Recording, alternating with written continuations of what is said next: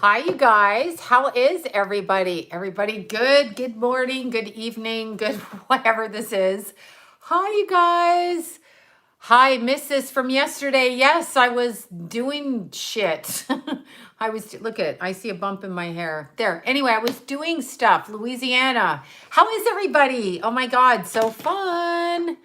So fun. So fun. Have we all, Stella, I'm not allowed to say it. Some people are like, stop saying it. No, I can't. Stella. Sloan, somebody says. Yeah, I forget my name. Hi from Hong Kong. Oh, how are you guys doing in Hong Kong? Is everybody good over there? Oh my God, you saved me from a Western. Oh, thank God. Fucking Westerns and country music, right? Oh my God, blow my brains out. Chicago. Yeah, Chicago. Okay, Arizona, love. Love. Southwest Florida. Hey, Sloan. I see you. Stella. Oh, my pets think I'm crazy. People call me Stella. I had Tulip here and she came to visit the studio and she was not happy. So I took her back because little Jack is at home. So she wants to hang out with Jack. San Antonio, Texas. Hi from Long Island, New York. Yeah, that's from Long Island. I'm like, hi, Kelly R from Long Island. Um, anyway, Tulip, I'm just looking to see who texted. We get these crazy texts. Tulip, Tulip didn't want to stay in the studio. I tried to get her to stay and she was crying because she doesn't want little Jack at home, little baby puppy Jack, to take over her territory because she thinks that she's gone and then she comes back and then Jack, Utah. I know I missed you guys yesterday. I was doing paperwork. It's so annoying, paperwork that is. Saskatchewan, Saskatoon, Texas, yes.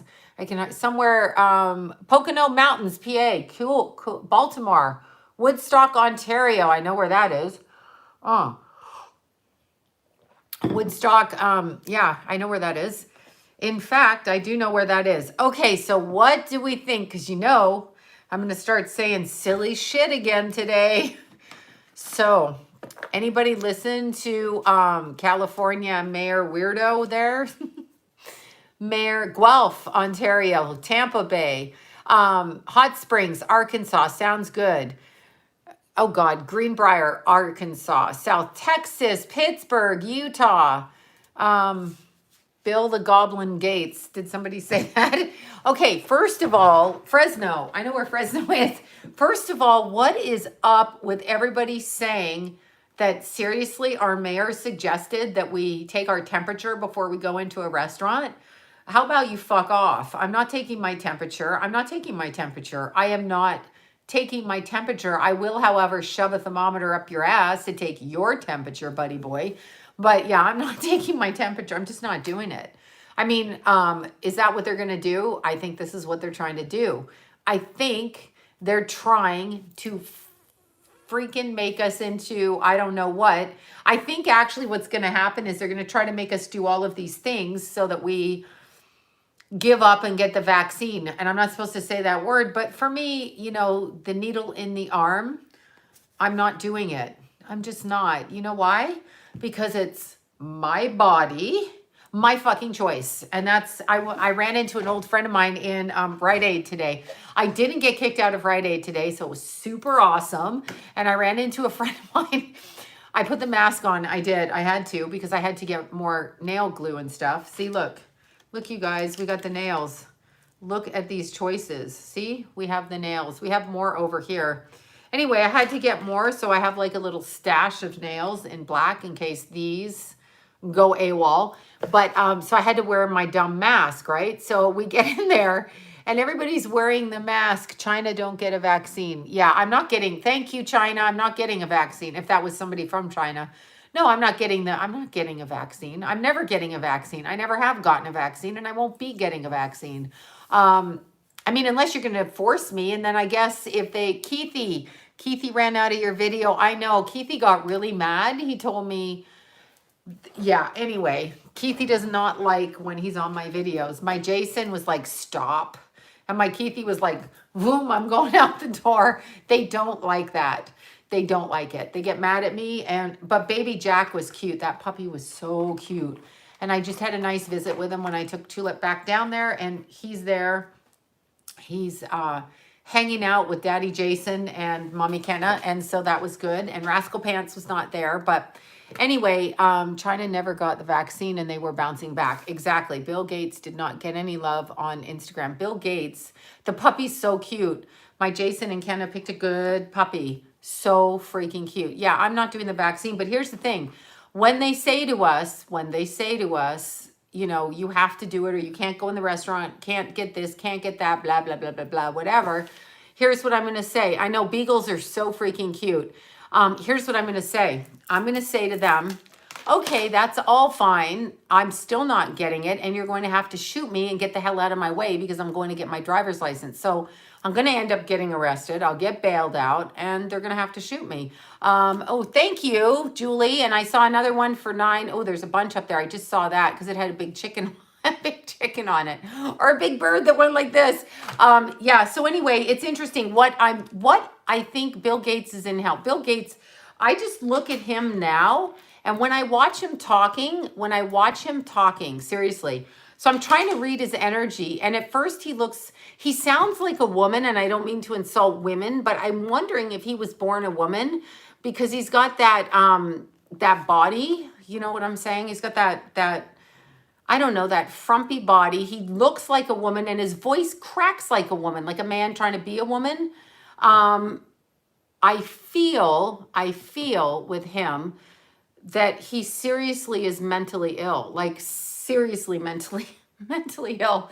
Now I wanted to look at the, wait, somebody just sent me this. I cannot keep up with all this, you guys. All right, let's look at this. Will it be counted as COVID death? Okay, hold on.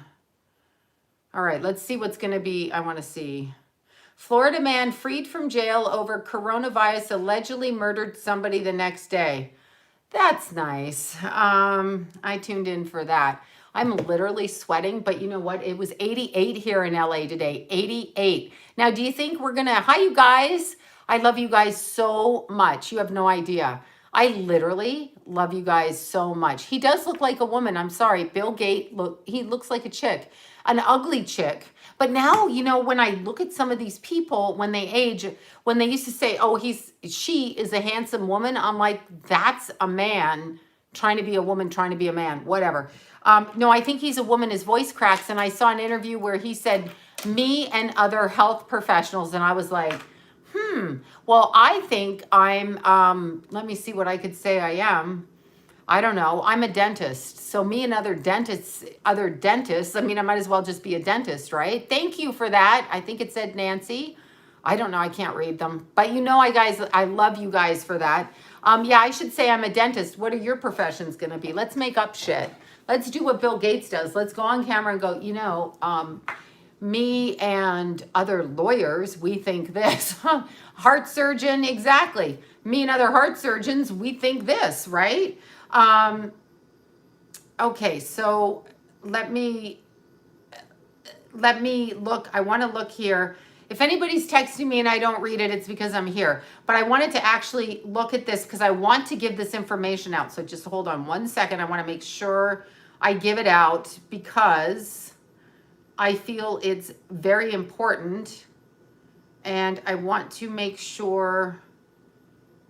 Okay, so I think we should all vote, and I believe it's Massachusetts. Is that where Dr. Shiva is going for Senate there? Because I think he has to get 10,000 signatures on his whatever ballot, and I think we should all sign for him because at the very least, I mean, I don't live there, but I think he's very, like, I like the way he talks. He could be full of shit.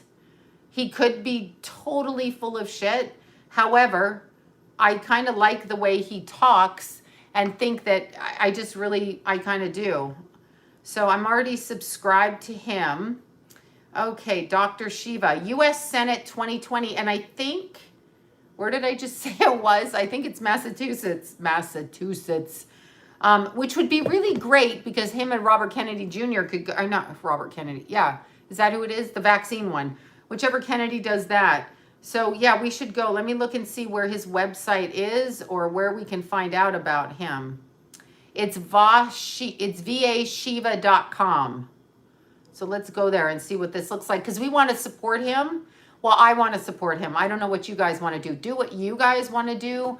Bobby Kennedy's son. Yeah. So I actually think I want to support him. And I'm not in politics at all. It's Dr. Shiva, whatever his last name is. I can't pronounce it. So let's see. Contact shop press about da da da da da. You'll have to go on there and look. But anyway, it's vashiva.com.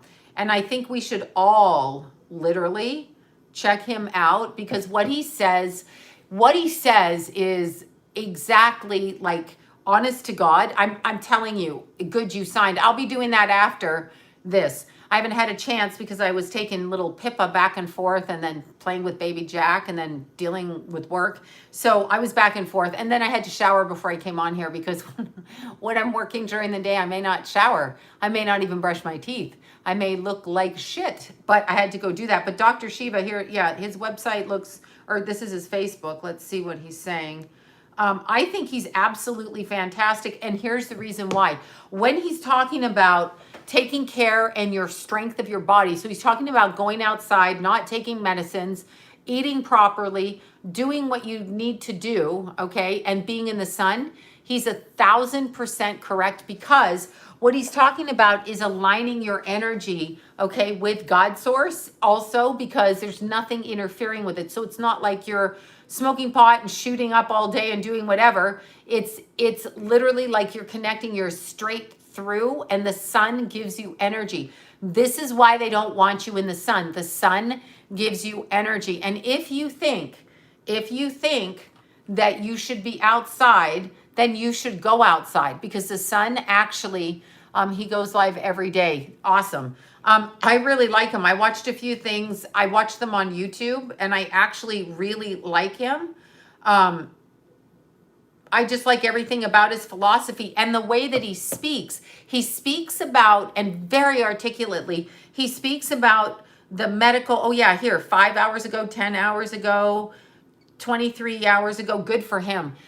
I like the way that he speaks about integrity in medicine.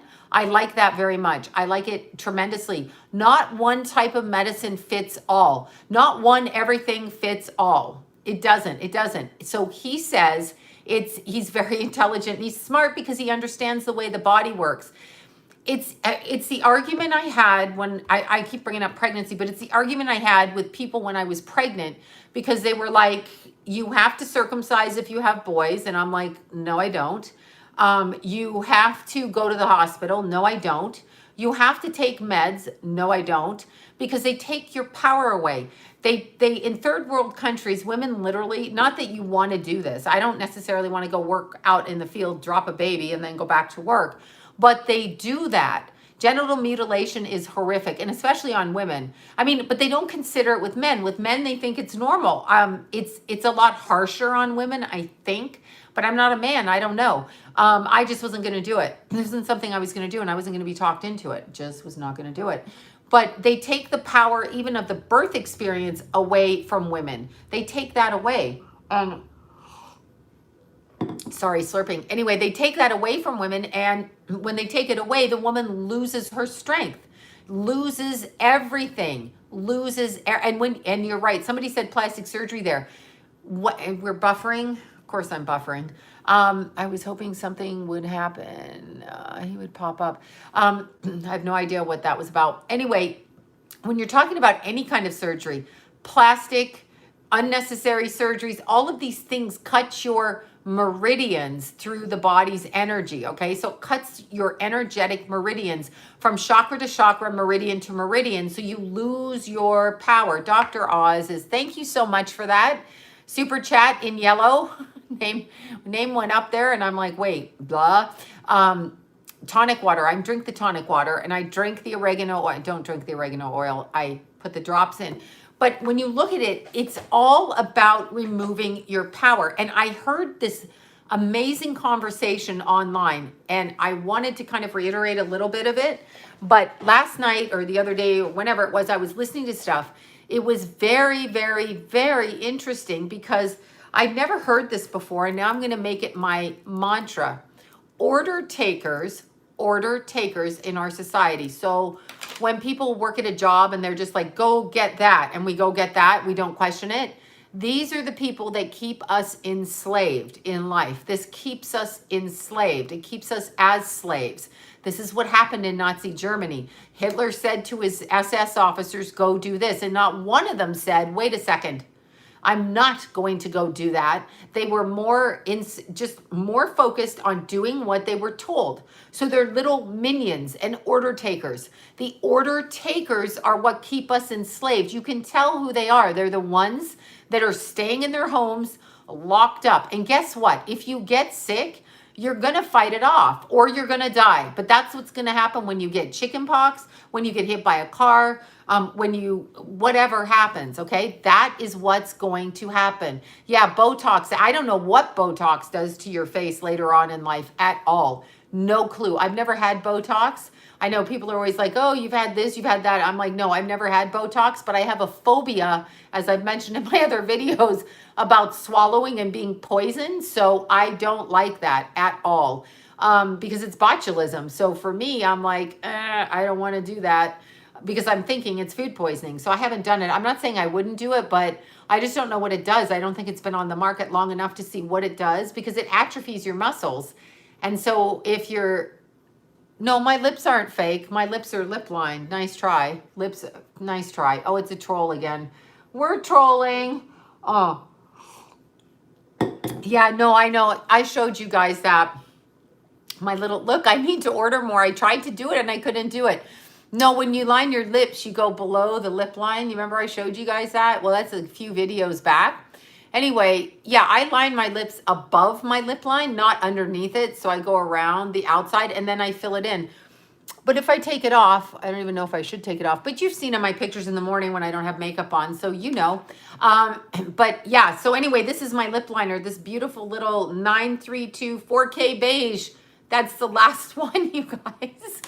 Ah, yeah, but Botox actually frightens me because so many 20-year-olds are, yeah, you outline above the lips. I learned that from Lucille Ball, not her personally. I learned it from her. So I just go all around the outside of my mouth, which makes them look big. And then I wash it off. And when I'm running on my videos, you can see when I'm not wearing makeup. I also draw my eye lines out like this. It doesn't mean my eyes are fake. It just means I put the thing, you know, like that. I love makeup, so I love to do it. But this was a Lucille Ball trick. What she did with her large red lips was not fake. She just went around there like that, right? No, I don't use Botox. But it's not that I wouldn't use Botox. It's just that it's botulism and that trips up my OCD. And I'm like, if I injected that shit into my face, I'd be like going to the emergency room going, I've been poisoned. So I can't, I really have really bad OCD. I couldn't do it. Could not do it. Could not do it. Just couldn't do it. It's not that I wouldn't do it though. It's really not that I wouldn't. It's just, I know my mind. So it's like my friend, I have to say this, my friend Libra Lori says, if she goes out in public and then there's something she touches, she worries about if it's got germs on it because she's OCD that way. I hope I can say that there, Libra Lori, but I got the same thing with stuff in my face. Like sometimes if I put, eye drops, I'm so picky. Like if I put eye drops, I like my makeup. Don't tell a woman how to dress, you guys. Whoever that heckler is there. You know what that is when somebody says you're really pretty, but you wear too much makeup? That's you're fucking ugly. That's what that is. It's a backhanded compliment. Here's what you do. Here's what you do. You don't tell people, especially women, how they should look. If I want to put makeup all over my face, I shall do that. However I want to do it. I'll do anything I fucking want because what is it? It's my fucking body, my fucking choice. And that's the same with vaccines, pregnancy, spandex pants, bra or no bra, fuck you, I'll wear what I want. And you're never going to shame me. And you know, whatever. There's some days I don't wear makeup at all. And some days I do, but not on here because, you know, the lighting's so bad. Like I would have bags under my eyes. But you know, on my Instagram, I don't wear videos because I always post those. No, breastfeed or don't. Exactly. I breastfed. But you don't have to. I mean, it's your body. Do what you want. Don't, you know what? When I was breastfeeding, I went to La Leche League. You guys know that. And I went down there. Lucy outlined her lips on purpose. That's what I do. I'm telling you, I line my lips on purpose. I got it from Lucille Ball. It looks big and loud. That's why I did it. Otherwise, I have like bow lips from the 20s, like under. In the 80s, I used to not line them at all. Never put liner on them in any way whatsoever. Always done my eye makeup like this. Actually, this is mild compared to what I did when I was younger. But no, I went to La Leche League when I was breastfeeding to get, you know, more information on it and this and that. And they are like fascists with the breastfeeding there. So it's funny. It's like, you don't have to breastfeed if you don't want to. You do what's right for your body always. If you want to do it. Let me see. Somebody said clown face makeup. That's nice. You wish you look like me with the clown face makeup on, whoever that is. Fuck you. I know it's hecklers. It's probably my family members, not ones here, the haters back home, or friends, so-called friends. Yeah. Oh, okay. Tom Hanks. Let's talk about him. Let's look. I've got to have one more sip. I'm so thirsty these days. Somebody's saying, please, please grow up. You know how you keep your skin good? Because I had people say a bunch of stuff about my skin. Number one, well, I don't have the foundation here. You know, I use the Tarte face tape, whatever. Jason's girlfriend, she's a makeup artist. She taught me that. I mean, she picks my makeup for me, actually. Let me see. But isn't breastfeeding necessary for the baby? No, not if you don't want to do it. Breastfeeding is a good connection. But if you're the mother and you don't feel comfortable doing that, then the baby may pick up on your anxiousness. I'd rather see you happy as the mother feeding your child. Not necessarily. I don't think it's necessary. No, all the babies born into like adopted babies and that, they're not breastfed.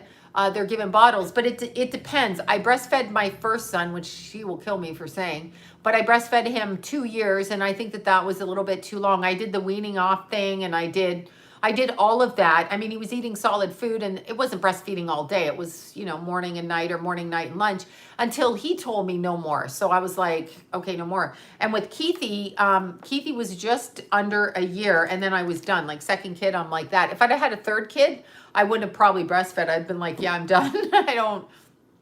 It's a lot of work. It does bond you, but there's, you know, the father doesn't bond because he doesn't breastfeed, but the father sits and holds the baby. I mean, if you can do that. So you can bond with your baby without breastfeeding. So it's what's best for you, I think. Yeah, it's Tarte face tape. Face shape tape. Tarte, the makeup brand Tarte, Taurte, I guess. And then it's shape tape on the foundation. So it's called shape tape, I believe. Don't quote me. But that's what it is. Somebody else said it the other day. Yeah, Tarte, Tarte. There you go. And shape tape, damn it. It's that. Anyway, it's the one like it's that. So it's that foundation I use, which I like. It's interesting. You know, for skincare, that's what I was going to say. For skincare, I really, and trust me when I shape tape, there you go. Trust me when I tell you, I'm very lazy. If anything requires maintenance, I'm pretty fucking lazy. You can use it under your eyes, under your eyelids. Yeah, they have under your eyelids. You mean for this here? I'm trying to think of it. My eyebrows are growing in like Furby monsters right now. I have to pluck them. I mean, my girl, I can't get to Yvonne. So if ever you're in Burbank, there's 2 of my eyebrow favorites. They're going to kill me for saying this, over at Ulta in Burbank. And that's Yvonne and Marbette, both of them. I love them both. And neither one can I talk to because I'm not allowed to go there right now. Anyway, Yvonne is a Leo, and I don't know what Marbette is. She'll probably text me and go, shut up, Sloan. Anyway, they're good. But yeah, so they're okay. I can just see them furry. I've really like little furs under here. We all do, right? Like soon it's going to grow this way, and I'm just going to be like one of those unibrows. No, but what I was going to say about skincare the concealer. Yes. What I was going to say about skincare, I don't actually use a lot of face cream. I use Estelle's face cream. Okay. So I use her Royal Jelly Resilience face cream, Jaffer Cosmetics. Okay. I use that one. And then before I ever used that one, I drink a lot of water. And my teeth are my teeth. And they are going crooked at this time in my life because I refuse to let them pull out my wisdom teeth. That's a whole other story. Because I didn't want my face to cave in here. They just yank out wisdom teeth. And I'm like, no, I need everything to hold my face up. Thank you very much. Because you get really hollow. And if you're already narrow-faced, it's not good. Oh, somebody's being a heckler again. Anyway, what you want to do when you want to keep your skin good is you want to actually drink a lot of water. And I use coconut oil in the shower. And I am a person who sleeps with my makeup on when I get up early. So when I'm doing Palm Springs running, I go to bed at 9 and get up at 1 in the morning. And I do not take my makeup off because if you take your makeup off, then you're drying your face out and doing it again. So I tend to put the moisturizer over my face and then oh, that's funny. And then I put over here, I put the moisturizer on, then I put the foundation on, but I don't take off the eye stuff when I'm going hiking because I got like a 2-hour drive and I got like that. So I do that, but I drink a lot of water and stuff. But you know what's interesting? Coconut oil, literally from Costco, the big orange thing of coconut oil. I keep that in the shower and that is what I use. I take a teeny bit of soap, but not on my face. I don't use soap. I use, to get my makeup off, Neutrogena, the $4 stuff you get at Walmart for sensitive skin. I use that, and I use Neutrogena eye wipes if I have to. I do that, and then I use coconut oil in the shower because I cleanse with salt, the Himalayan salt and coconut oil, but I use the coconut oil on my face because it's good. And then I get out and I put on the other stuff from Estelle's company, Jaffer Cosmetics, after I get out of the shower, with the coconut oil on, then I drink water and I sleep. And I don't do drugs or alcohol. So I think it has to do with that. Oh my God, something is happening here. Okay. Okay, so look what somebody just sent me. This would be Carol and Estelle and Arlene on the feed here. Okay, first of all, look at this. See these sweet little pandas here? Are they beautiful? Yeah, coconut oil I put on after I bleach my hair too. Thank you for that. See these sweet little panda bears? Thanks, Carol, Estelle, and Arlene for sending me this.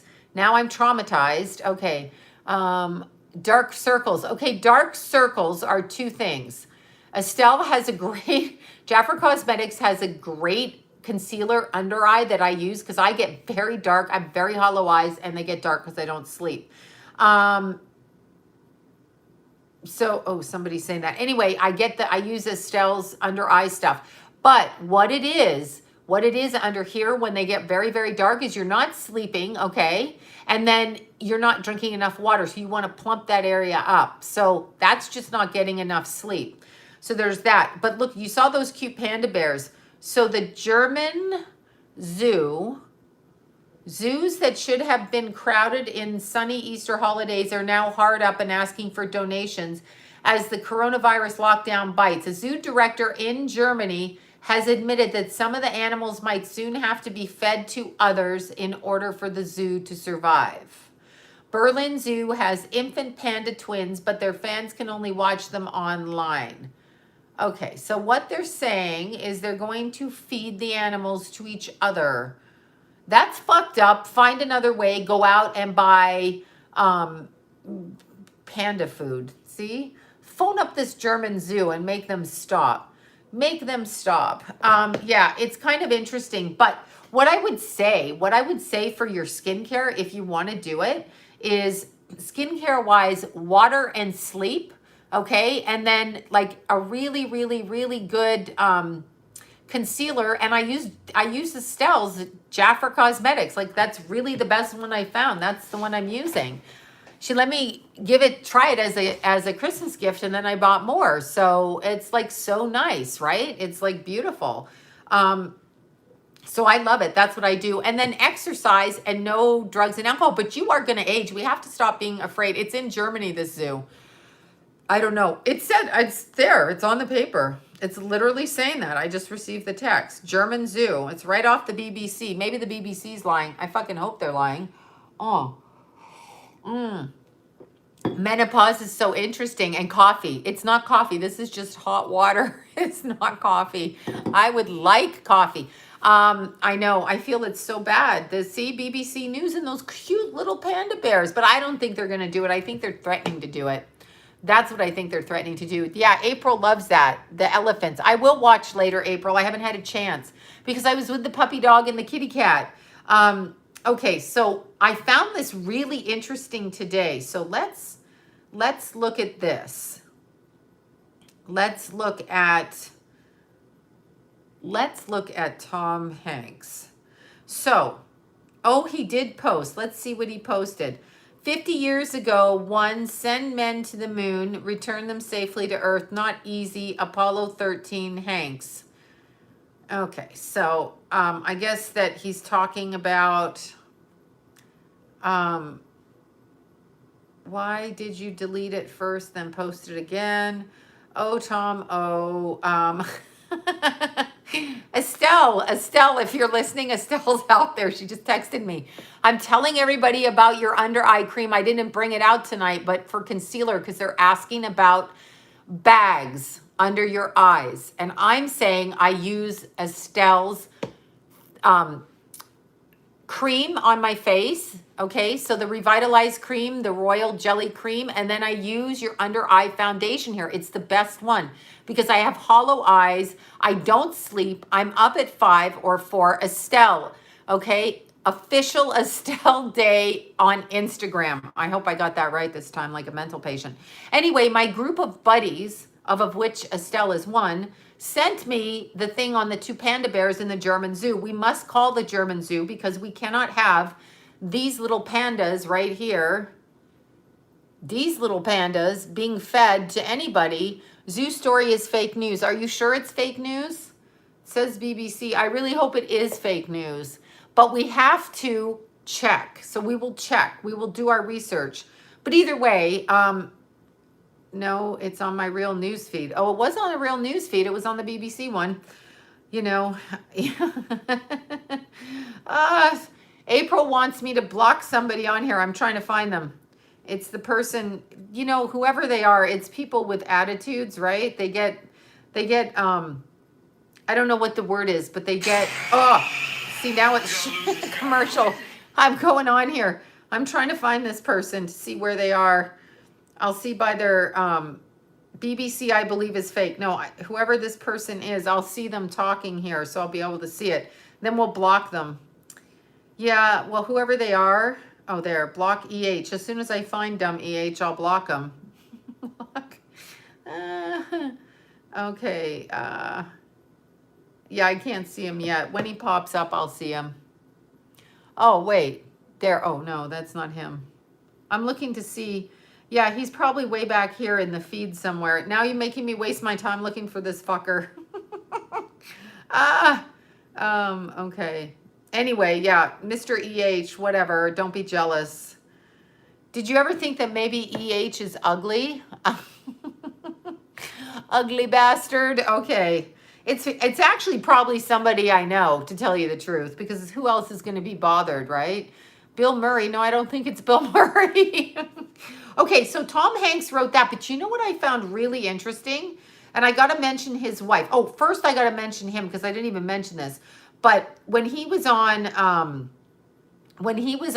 Saturday Night Live, first of all, are we supposed to believe that that's his house? Is that what we're supposed to believe? We're supposed to believe that that's his house because that looked like nobody's house I've ever lived in, even in the 70s, right? So yeah, it wasn't that. It was not like, it wasn't his house, in my opinion. And then his wife came on, and this was shocking to me, okay? This was shocking. It's not his house. He's got a lot of money. I know it's not his house, okay? Like, it's Captain Obvious to me. It's not his house. It's a fake backdrop. Like 1970s backdrop or something, though. Like, they did it on purpose to show you, like, you know, I don't know what. But, so, yeah, hopefully he's in Gitmo. Yeah, I would love to get a moderator, but no, I'm not gonna. I'm just gonna deal with it. I know it's annoying. No moderators. Nobody. Anyway, it was really interesting because his wife went on the morning show. I think it was with Gayle King. Don't quote me on that. Went on the morning show. Okay, she's recovered from coronavirus. Of course, you know, on himself, right? She's recovered. He's recovered. They gave her the medicine, the hydroquinine or whatever they say, and she's like, this gave me the worst side effects and I don't know if it helped, yet she's better. So what she's saying is, I'm going to go against this because I have defiance disorder is what she's saying. And it's not even that. When they go against anything, because she thinks that Trump wants it out there. So she thinks she's going to go against it. And yeah, I mean, it doesn't make any sense. If you can't see through that, and if you can't understand that they don't want you to make a choice on your own, it doesn't matter if you like him, hate him, or whatever, you're allowed to make a choice on your own. And she doesn't want you to do that. She wants to tell you that that medicine isn't, you know, good for you. And I want to say, who cares if it's good for you or not? It seems to have helped her. So she's now going to make it bad, like you're afraid. But here's what's bad. Walking around in society with a fucking mask on, taking your temperature up your butt when you go into a restaurant. I'm kidding with that. They're going to make you do it in their mouth. But, I mean, the thermometer. So doing that and then, you know, walking around with a mask on and controlling us and then telling us we can be free if we take the vaccine. That's more of a problem for me than the however you say it, medicine. That's more of a problem. So it's very interesting, but I found it fascinating that she went on the defensive like that to try and, you know, correct the whole thing so that we would, you know, yeah, I'm sure people have heart attacks from it, but the point is she took it. She says she took it. So if she took it, what's the problem? You don't have the disease anymore, according to you, which I don't think you even had it. But if you say you had it and you took it, you know, that's fine. It's whatever it is. Yeah, it's the malaria drug. Sure. She has her own agenda, but she's going to be defiant in that way. It's interesting, isn't it? She's doing that deliberately, not saying, hey, no drugs are really good, but if you do get sick, I guess sometimes you have to take a drug. However, when it comes to doing, what I liked about Dr. Shiva, going back originally, before the YouTube trolls came out. So yeah, anyway, what I was saying before about Dr. Shiva is he actually approaches things correctly. Medicine is different for every person. Each of us women, we get periods, right? Oh God, yeah, we do. We all get periods and it's just the way it is. But each woman gets periods in a different way. So some of us have them for 3 weeks out of a month and we ovulate twice a month. Some of us ovulate once a month. Some of us get periods every 3 months and don't bleed much, etc., etc. So you cannot say PMS medicine for this one, not for this one. And you know, it's going to be the same all the way around, right? No, I got my period for 3 weeks out of a month. So I was safe for a week and then hospital for 3. But you've got to, I had it from 9 years old to 60. Oh my fucking God. Oh, I've had it 41 years right now. So I kind of know what you feel because I'm 53 and I still get it. But I'm in the beginning of menopause again because it stopped and then it started again. So there you go. And then somebody was diagnosed infertile at 27. I'm sorry about that. Wait, I have a hysterectomy. I had a hysterectomy at 28. Why can't you sleep? Well, I just don't sleep. I'm working all the time. So I work around the clock because when you work for yourself, you work for yourself. And no, I'm not getting help. Don't go there with me because you have to train help and you have to trust help and you can't really let help into your business till you're really sure that that's what you want to do because you have to, you know, people can control you. I don't want to be controlled. So it's that. 11 to 48. Oh my God, that's just as long. I'm 53, all gone. Okay, awesome to 53 and all gone. I'm 53 and still getting my period and having hot flashes. I'm enjoying it. Didn't have it though, like last year in January in 2019. For 5 months, it didn't come. And then boom-o, right back. So now hot flashes are coming all the way back. I got rid of them. I was 57. I was 48. I was 47, 58. Hysterectomy at 38. So how do you women feel about the hysterectomy? Somebody's dad passed away and I'm really sorry. I'll be 60 next week. I'm 51, hot flashes. Yeah, black cohosh is good for that. I had hot flashes, don't eat sugar, but I like sugar. Okay, I'm sorry, you're right, don't eat sugar. You are right. 56 and still so damn fertile. Can you imagine? Can you fucking imagine having a baby? Oh my God. That sugar is a nightmare. 11 to 51. I know it's outrageous what we do. Love the hysterectomy there. We have a love a hysterectomy, but kept the ovaries. In vertigo, nullify something. Okay, that's interesting. Caffeine is bad. Oh, don't be telling me that. I can't hear you. I'm sorry. Caffeine is good. And yes, I'm an addict and I don't care. I need a support group, but I'm not willing to give it up. So I will not be giving it up. My period is 53 period gone. Exciting, exciting. But I actually think the more sex you have, like, without being graphic, but I think the more sex you have, if you go through periods of doing that, it brings it right back again. That's what I think. Coffee is my savior. Leave me alone. I don't know. For women, I think the more sex you have, really, it brings it back. That's my experience. If I go on a little dry spell and then I go back to it, it comes right back. So all I have to do really is get around somebody, which would be John, and it will bring it right back, right? So that's what I'm saying. So it knows who I had my kids with, and then boom, I'm back to getting my period. It's awesome. When I'm cranky and I push everybody away, I just get hot flashes, which makes me hostile as hell. So, okay, had endometriosis, hysterectomy through menopause. Oh my God. Yeah, it's maca. Oh, the maca honey. Is that what you're talking about? Let me see. My hubby started mine. I know it does. It just starts it right back up because you get with the person you procreated with or somebody that you could procreate with, because I've heard this from other people too. And then boom, you're back to bleeding again. You're like, but it keeps your skin young. So for that reason, I'm okay with it. But then the hot flashes are like, oh my God. It's like, oh my God, right? So yeah, I don't know what to say. I don't want a hysterectomy, but I don't want a doctor deciding that I need a hysterectomy. So I'm not doing that. I know they do it for the period all gone. I know they do it for, what do you call them? Fibroids. I just didn't want to do that for fibroids. I didn't want to do that. Maca is powder. Okay, got my period at 9. Oh, I don't even know what to say to that. Yeah, I was 11. Hot flashes, blowtorch on your back. Yeah, I know. It feels actually like you're like, fuck, who turned the heat up? Peppermint is great for bloating. Yes, peppermint is great. Hysterectomy at 40. Have a baby. No, I'm not having a baby. I already have babies and they're grown. I'm not doing that again. Koala nuts, baby. Don't even know what that means. I was 9. Okay. Anyway, so it's very interesting when you're talking about skin. For the most part, everything you do is probably genetic, quite truthfully, because I look like my birth mother. So I look just like her.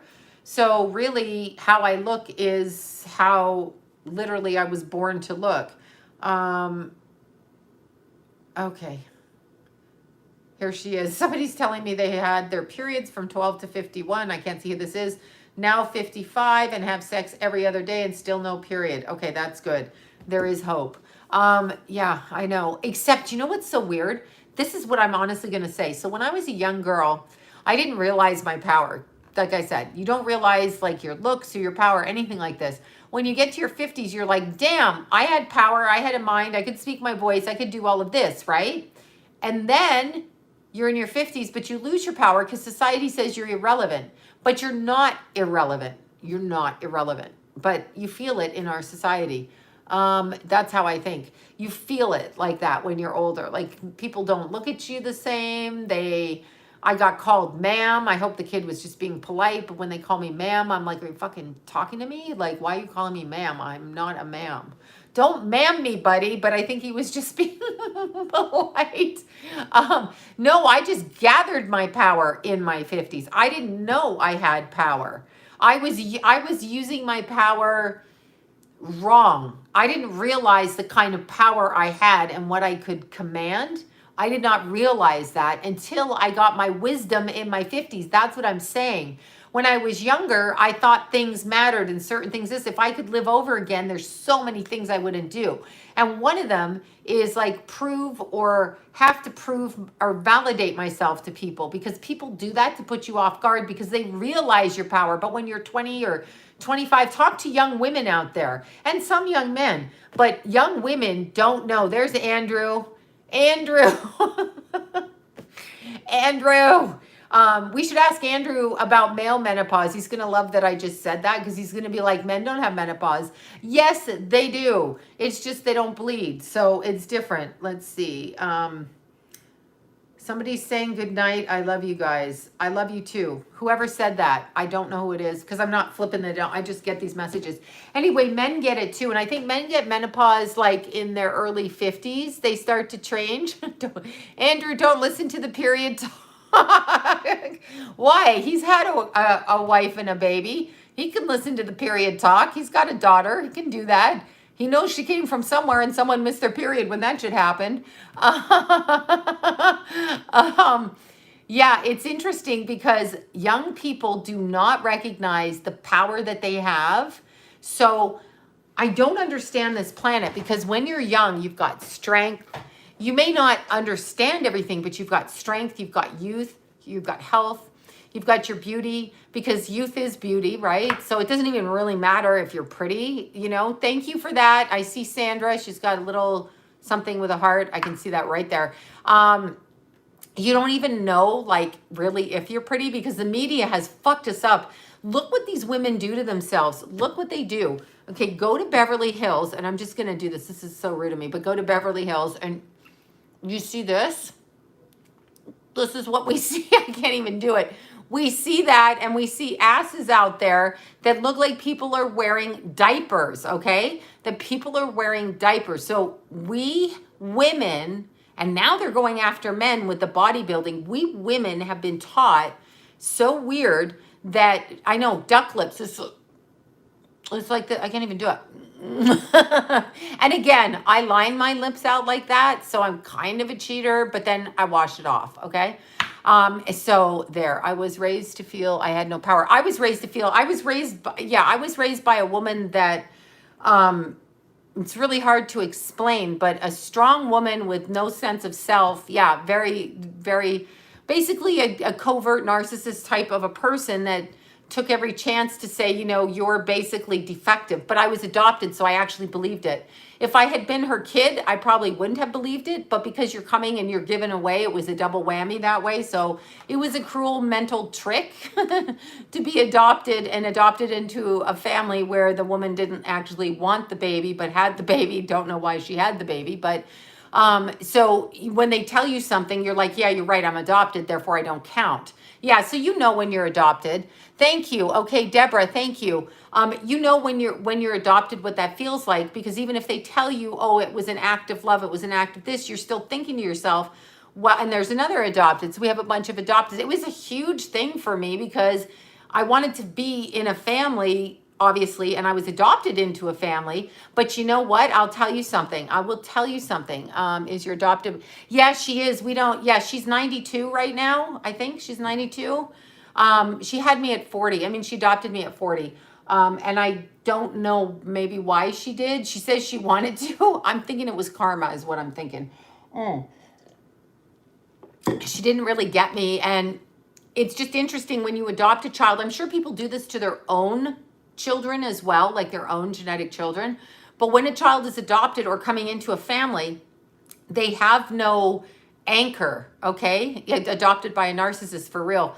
I didn't realize it though till I was an adult. I could not understand what was going on. And I left home at 14, as I said, and that should just explain everything. I had to actually run away with nothing and leave.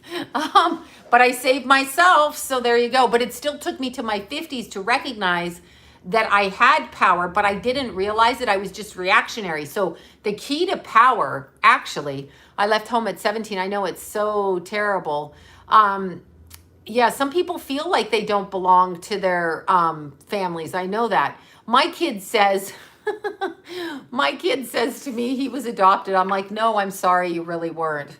This is my little one, my oldest one. He likes to say, you know, I was adopted. I'm like, no, everybody pretty much thinks that you are from that.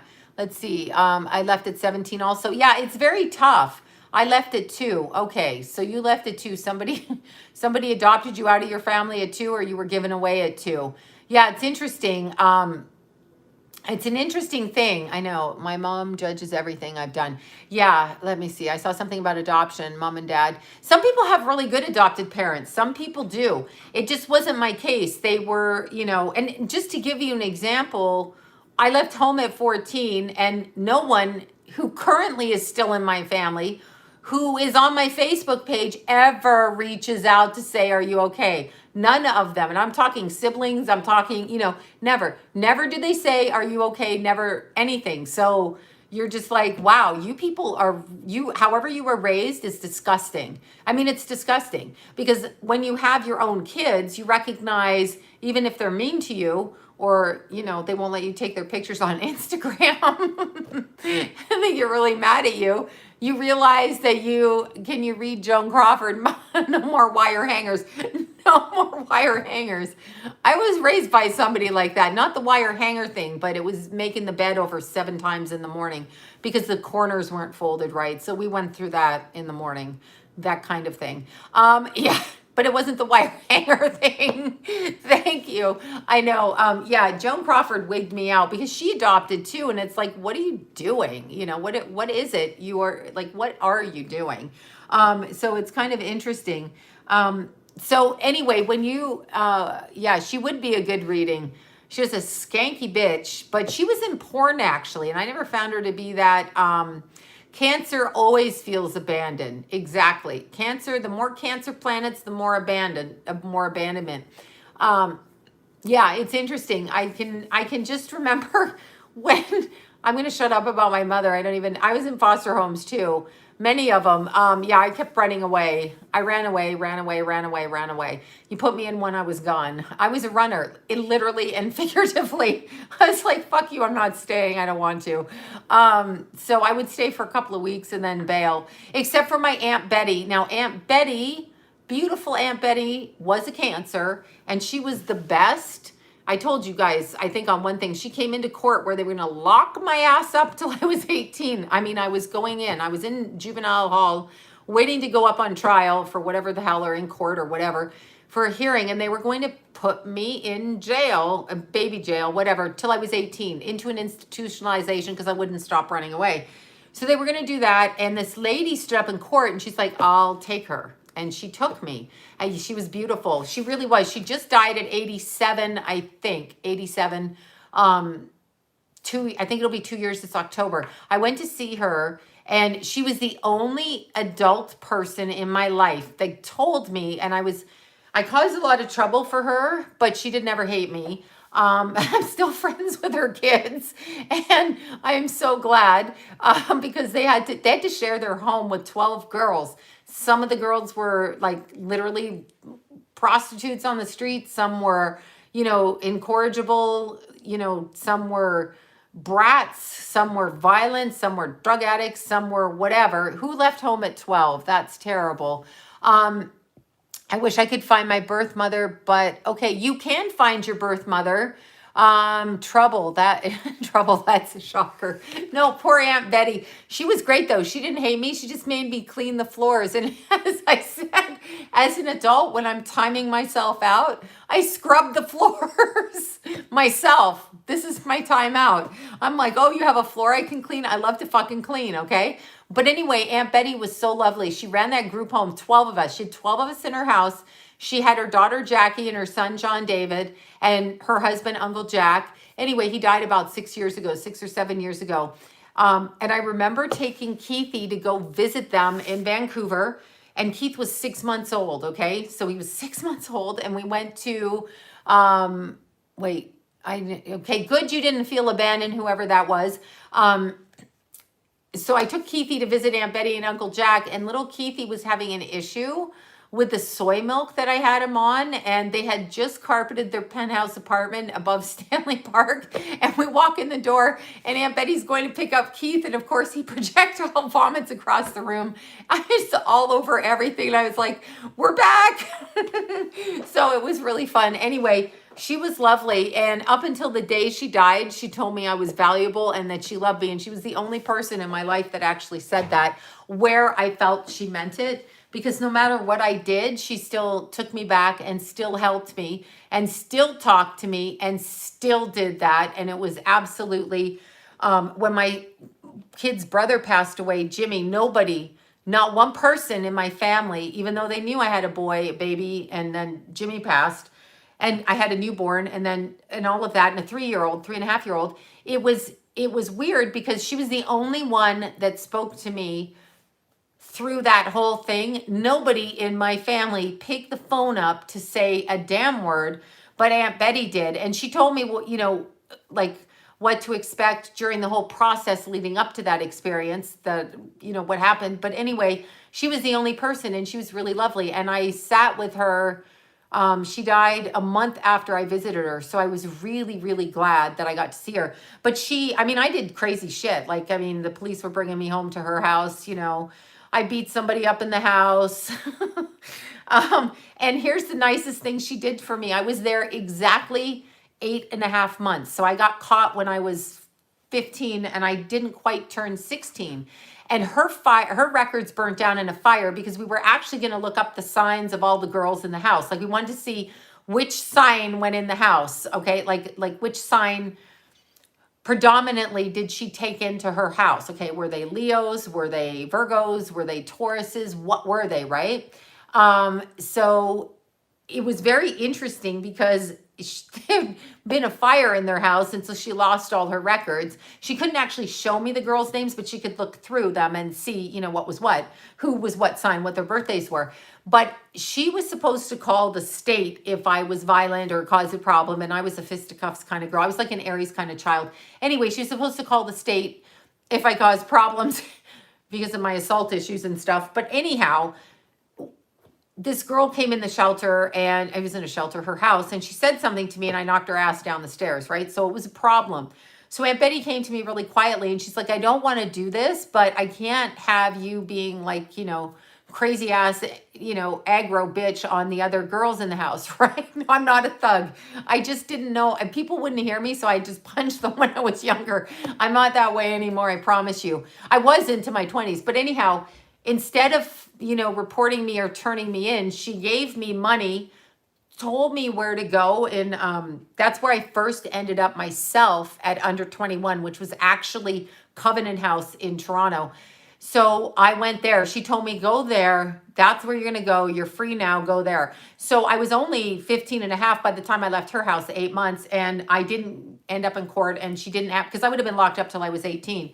So she freed me. And then when I saw her this time, she's like, no, you stayed at my house till you were 18. I'm like, no, I didn't. So she'd lost her memory just enough for it to be absolutely perfect, where she still thought that I was her good girl. I was just laughing because she just insisted. She's like, no, you graduated from the house. I'm like, no, I just left. She goes, well, I remember you leaving and it was good. And I'm like, okay, so that's okay. It was very, very enlightening for me because she was a lovely woman and I loved her so much. So when she passed, I felt her a few times, but she was really the only one. And she supported everything psychic. She supported everything. She supports me. Her family still supports me. I could call her kids and say, I need somewhere to stay, and they would take me in. They'd probably roll their eyes with that, but they would take me in. So I know this. See, it's great. Aunt Betty Stella, exactly. So when you're adopted, it's an interesting karma. So everybody wanted to know about the karma of adoption. Karma of adoption is interesting because what I believe it is you're born to a woman. Okay, so obviously you come from your mother. You're born to somebody physically that you need the appearance of and the DNA and the genetic structure. So you need, for example, if you have a purpose in life and you need to be able to do something, let's say you were going to be a surgeon, but you were going to be given up because you had karma with this other family. If they didn't have a medical aptitude, you probably have to come through family over here in order to grab the medical aptitude. Okay. Oh, something about a link to an article there. Look at Andrew's thing. You've got to come in with an aptitude over here and a physicality and a structure, and then the people over here take over. So basically your karma is completed when the birth mother gives you up for adoption. So it's basically completed at that time, and then you are raised by the family over here, and the family that adopts you, they're the ones that have karma with you. So for whatever reason, you go over there. When I understood it's karma, I wasn't so mad. I mean, I was pissed off all the time, but I wasn't so mad when I realized that it's more of a karmic thing. Like you've agreed to complete something for that. If you just think you're being given up, that's a hard reality, but there is a purpose to it. It doesn't always work out though, because if you go back into a family where there's a problem, then there's a problem. My adopted mother tells the story, because I actually did ask her, why the hell did you adopt me? And she said she went to this like orphanage place where they had 40 babies, and they were all in one room, the babies. And the parents would come in and they would browse the babies. This is the feeling, it's kind of like a dog in the shelter. I now have a new respect for dogs in shelters. I don't think they should be in fucking shelters, okay? So, I mean, just thinking about it, they probably shouldn't be. But she tells the story of going into the wherever the 40 babies were, and she said not any other child paid attention to her. She said, I was the child that caught her attention, and I was like, get me, because they couldn't give me right up after birth because I wouldn't eat. I still had the food issues from then. I refused to eat. I was on a hunger strike as a baby. But anyway, it was interesting because she said she came back 3 or 4 times. Like she wasn't just happy to take me at the first time. She kept coming back to see if there were any other babies. And every time she walked in, it was just one baby that reached out to her, and that was me. So that's a karmic thing for sure. I mean, so I was saying, come pick me, which is interesting because then when you go into different types of work, like even weirdly, the work that people do in the sex industry, it's kind of like, hey, pick me, I'm going to get more money, pick me, pay attention. Kind of all goes back to that, which was interesting. But yeah, I was the only baby that paid attention. So that's where I ended up going. And that's where I went. That's what she told me. I can't remember it, but I think we do pick our parents. That's what I'm saying to you. We do. We pick a gene pool or a strand of energy that we can be born to. So we pick a strand of energy to come through to because we need to experience the world in a certain way. So I don't quite understand and have never understood children that come through to absolutely horrific, drug addicted, violent, horrible families with no food, living in, God knows what, or like that little boy up in Lancaster that his parents killed. I don't understand that. But what I'm thinking is, I'm thinking the opportunity is given by the soul being the child. And I'm feeling like the parents don't or can't or won't live up to the karmic obligation. And so I feel almost as if the child has allowed themselves to be the mirror for the parents, but we do pick our parents. I did not pick my parents. Yeah, I said that. The coronavirus may take T cells similar to HIV. Oh, there you go. I knew it was HIV. Andrew, I saw that on your Facebook this morning, and I meant to say that. But when I was saying that this coronavirus is like AIDS related, Eazy-E told me that when I did the video because he died of AIDS, and he showed me how he got the AIDS when they swabbed his throat for strep throat. I'm talking back in 95 or 6 or whenever the hell it was he died. He said about 5 months before he died, he said he had a sore throat and he thought it was, I cannot even read that. He thought it was strep throat, and they took a swab, and then he showed me a petri dish in a lab where the swab that they took his throat with, they took out of the petri dish and put into his throat. That's what he told me. And he said, remember, I don't know, I do remember this distinctly. He came through on April 9th, which is weird because I was thinking it could be all these other people coming through at this time, but he came through and he pointed out the day and the time. But this article confirms what you're saying. Yeah, thank you, Andrew. Andrew's like, but no, enough of your psychic nonsense. There's a medical article that proves it. No, but he told me. I mean, that's where I got the information. He said, I'm coming through at this time. And I thought it was because it was Good Friday or Easter. So I thought it might be a religious thing. No, he said same shit going on. And that's what he said to me. I mean, I said it before this came out, I think. And I remember telling Andrew that. I said, no, this is like an HIV thing. And I'm not afraid of getting HIV because I'm just not. But, well, I'm not doing, I mean, I'm just not afraid of getting it. I'm sorry. But it was very, very interesting because Eazy-E told me that. And he showed me how he got AIDS. He said, I'm not gay.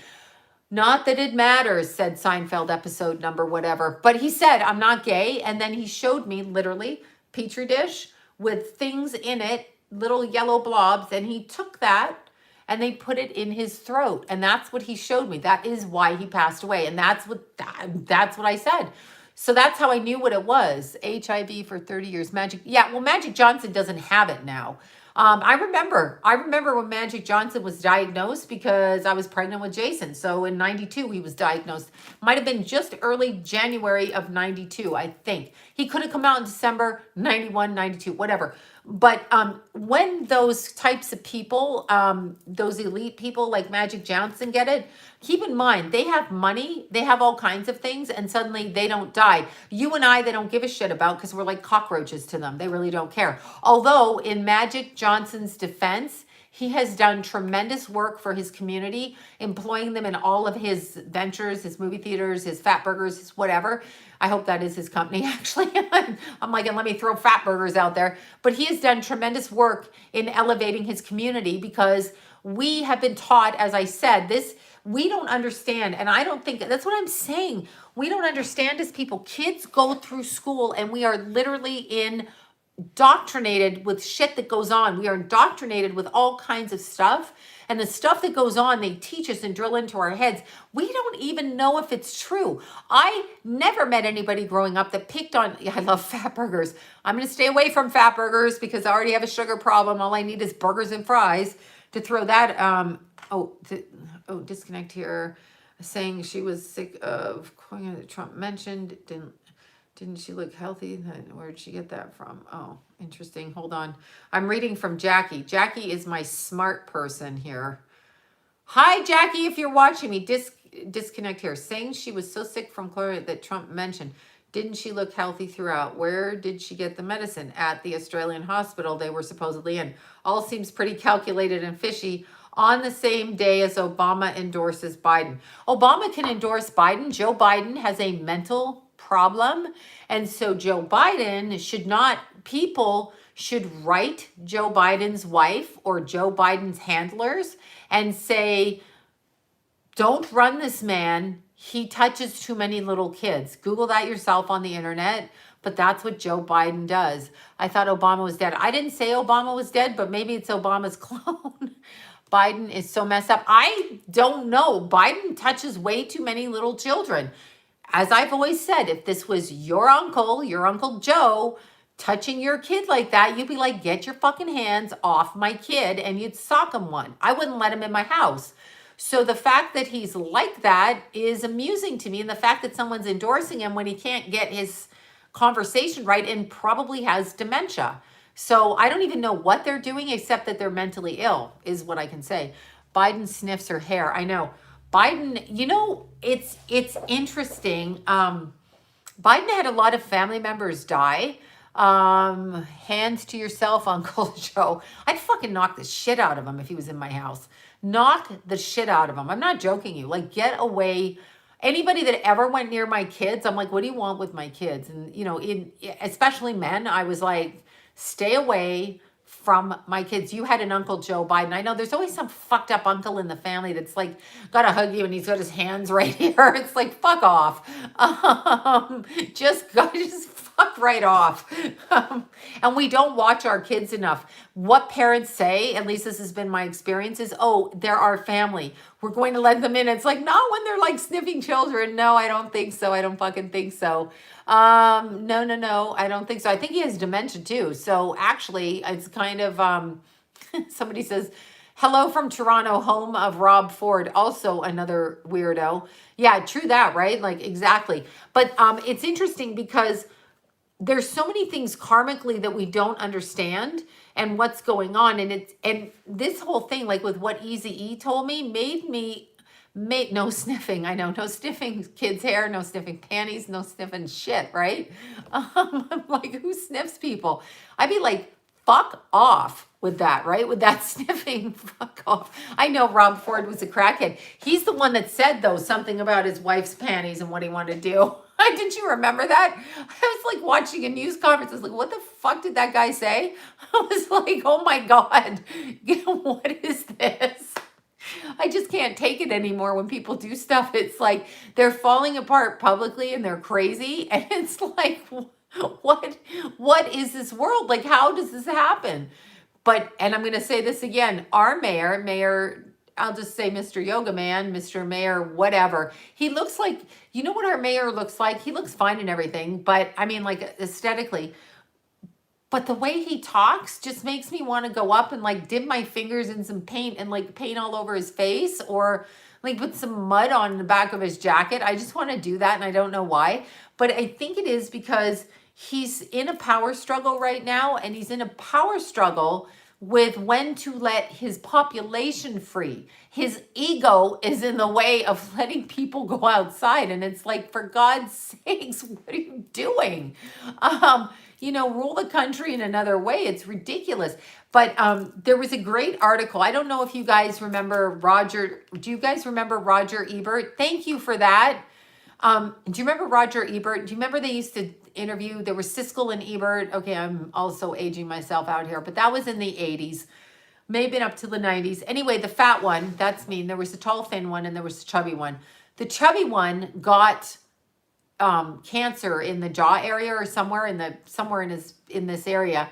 And for the rest of his life, he had that cancer, and they had to, Siskel and Ebert, right? And he had to, Siskel and Ebert, he had to, jaw cancer, right? He had to like have surgery. So he had to wear like weirdly a mask over his jaw.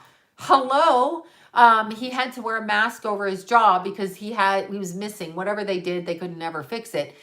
Anyway, as he was dying, there was an article that his wife was talking about, and the article was referred to me by somebody, and his wife was talking about what he was talking about as he was dying. And he was saying, as he was dying, that this is such an illusion, okay? Fatty and skinny, I know. I think they were different shape size people though, but it's hard to tell on camera. Like you just see part and then the other part. But his wife talks about him talking about the illusion of this life, and it's all just a game, and then he passed right out of his body and died. So it's kind of interesting. It has to be an illusion, and we have to be living in a fucking comedy, because what kind of people walk around with masks over their face all the time when not that many people are dying? Yes, people are dying. I don't want to get yelled at, but not that many people are dying. Because I know it was a big thing. He did have to wear a mask.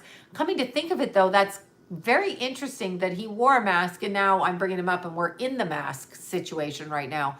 So I find that very interesting at this point. But what I think is going on is I think they're trying to prove their scenario right now, and I don't know what to say.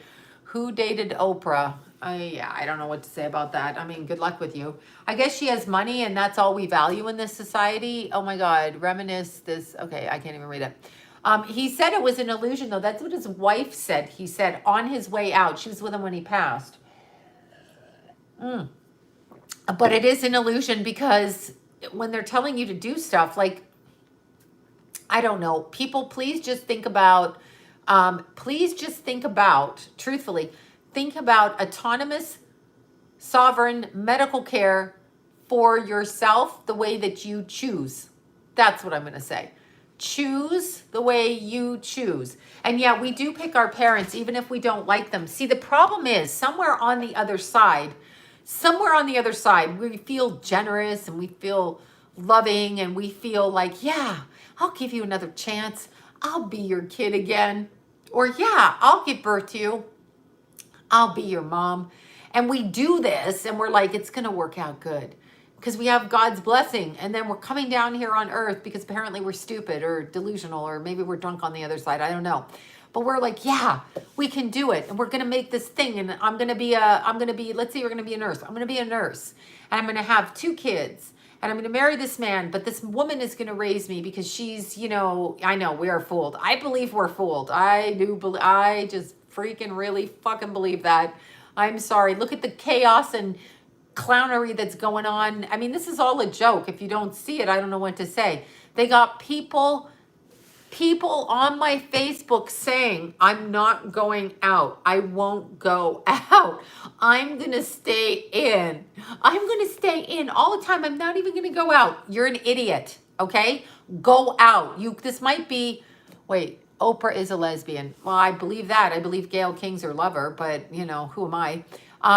Anyway, you cannot buy into this. It's nonsense. It's ridiculous. It's stupid. Stop it. It's dumb. You're going to get something. You're going to die from something. Oprah is a man. Well, she's an ugly man. And an ugly woman. She's ugly because of her personality, I think. But we do pick our parents. But I don't know. I did see that Marina Abramovich, whatever. Marina, I was a former Nazi under Hitler's relative somewhere down the lineage, cousin to Hitler. I think. That's what I think, okay? I think she's one of Hitler's children, one of Hitler's something. I've never done that, but I do know who she is. Oh, that lady looks like a man. She looks like an angry Nazi. So I think she's a Nazi. And people clamor to her like it's artwork. I could never understand the art community when they would put some of this shit up and go, oh my God, that's fucking fabulous. But here's the thing. What she's representing is the beginning of transhumanism. So Bill Gates and his fake company, because Microsoft he did not create, okay, because he's a blabbering idiot. It was handed to him. See, what they don't tell you, what they don't say, okay, is as you are elevating yourself through the Illuminati. So you're born to Bill Gates' father. You become Bill Gates. As you agree to do what they want you to do, they let you know, not just drinking androchrome. There's a lot of shit. Yeah, she's 73. So you can tell, yeah, she's a C word. She's a see you next Tuesday. You can tell that they don't have the brain in their head to do it. So you're like, how did he create Microsoft? And now he's doing transhumanism and he's getting head Satanist. Oprah's a gargoyle. Can you see her perched on your roof like this? Would that scare the shit out of you? You got Oprah perched up there and Gayle on the other side. That's sure like keeping people off the front porch. But when you look at Marina Abramovich, she's the one, she is a Satanist. Don't care. She says she's an artist. Okay, people have paid her millions. Great. She thinks she's exploring something. What she's exploring actually is her own childhood sexual abuse, clearly. And she's also exploring her German Nazi roots, even though she doesn't say that. That's what I'm saying. I listened to her talk. I'm like, you're from Hitler's side of the world. That's where you're from. Marina Abramovich was first introduced to the world, at least from my knowledge. She was introduced to the world through WikiLeaks and the John Podesta Hillary Clinton emails and Pizzagate, because her name was written and she invited John Podesta to a spirit cooking dinner. And the spirit cooking dinner, let's Google it. The spirit cooking dinner, okay, the spirit cooking dinner was interesting because hold on, let's see. Sweet dreams, good night. Okay. The spirit cooking dinner was very interesting because it invited them to it. And then there's they say breast milk and shit and they put everything together. What they're doing is an invocation and conjuring up an entity. So a disincarnate soul or spirit, it's not even a soul, disincarnate, and they're pulling it in and they're pulling it into an object. Let's say this is the object. They're pulling it into the object and they're watching it grow in the object. And then once it gains its power, it steps out. Now, they never tell you this shit is real. Bill Gates knows it's real. Obama knows it's real. Bush knows it's real. Trump knows it's real. They all freaking know it's real. It's really goes on. It's really what they do. We have connections to the other side. I've always had them since I was a child. I told you, the aliens came to me as a child. It's the earwig men, as I call them. It's a thing that I talk about. It's a thing that caused a rift in the family. It's a thing that made them think I was crazy. I'm not crazy. But we have that communication as human beings, and everything about this world has been blocked from us, from these fucking people thinking that we're cockroaches and we are peasants and they are better than us. They actually think they're better than us. Oprah thinks she's better than us. She thinks these are glue-on nails, whoever said that. Here we are. Sorry, I interrupt my rant. Glue on nails. Thanks to Estelle, because I said, what the hell am I going to do? And she told me. Anyway, they're glue on Kiss, Kiss nails. Joan Podesta and Spirit Cooking. Let's just look them up. But Spirit Cooking basically is about bringing in an energy off the astral level, waiting to come onto the earth, not a human being, not a child of God, a soulless, disincarnate soul, soulless, to bring it and put it into an object. That's what spirit cooking is. They do spirit cooking to do that, okay? So they bring these energies together. They use flesh, blood, sperm, breast milk, everything to bring it in. It's part of the ritual.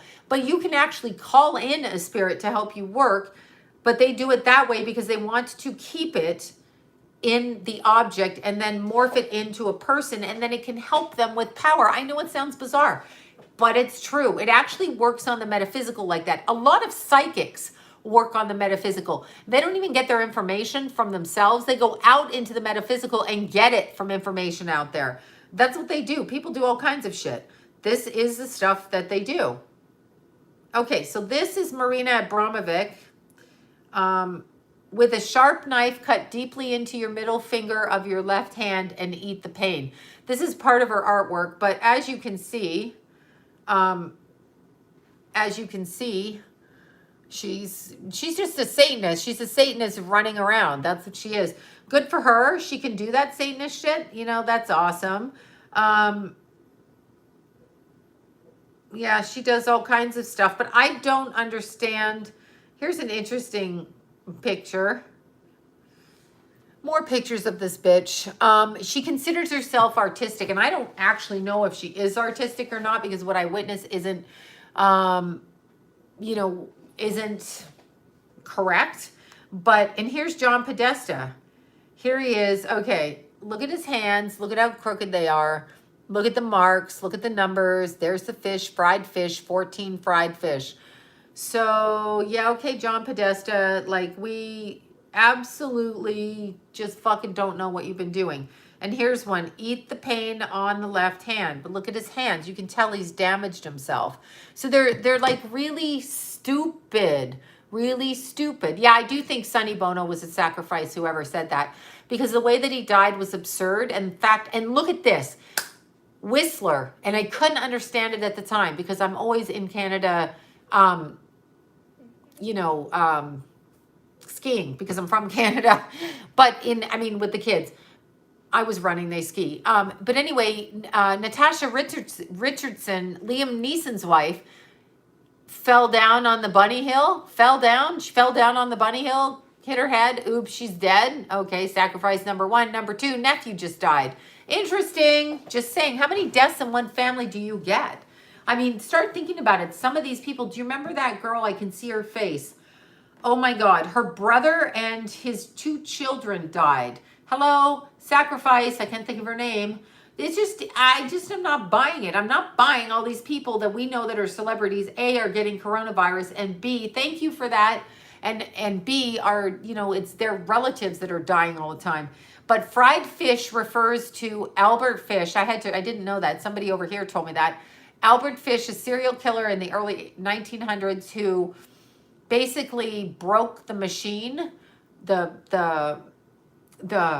machine that you fry, the death machine. Jennifer Hudson is another one. She wins the Oscar. She got an Oscar. She offed her whole family. Good for her. Awesome. Can't watch the bitch anymore now that I know that. Marie Osmond. That was her adopted son, by the way. It's always the fucking adopted son too, right? That was her adopted son. Yeah, the first one that she did. I mean, it's sickening what the Marcia Gay Harden. How did you know that? That's exactly right.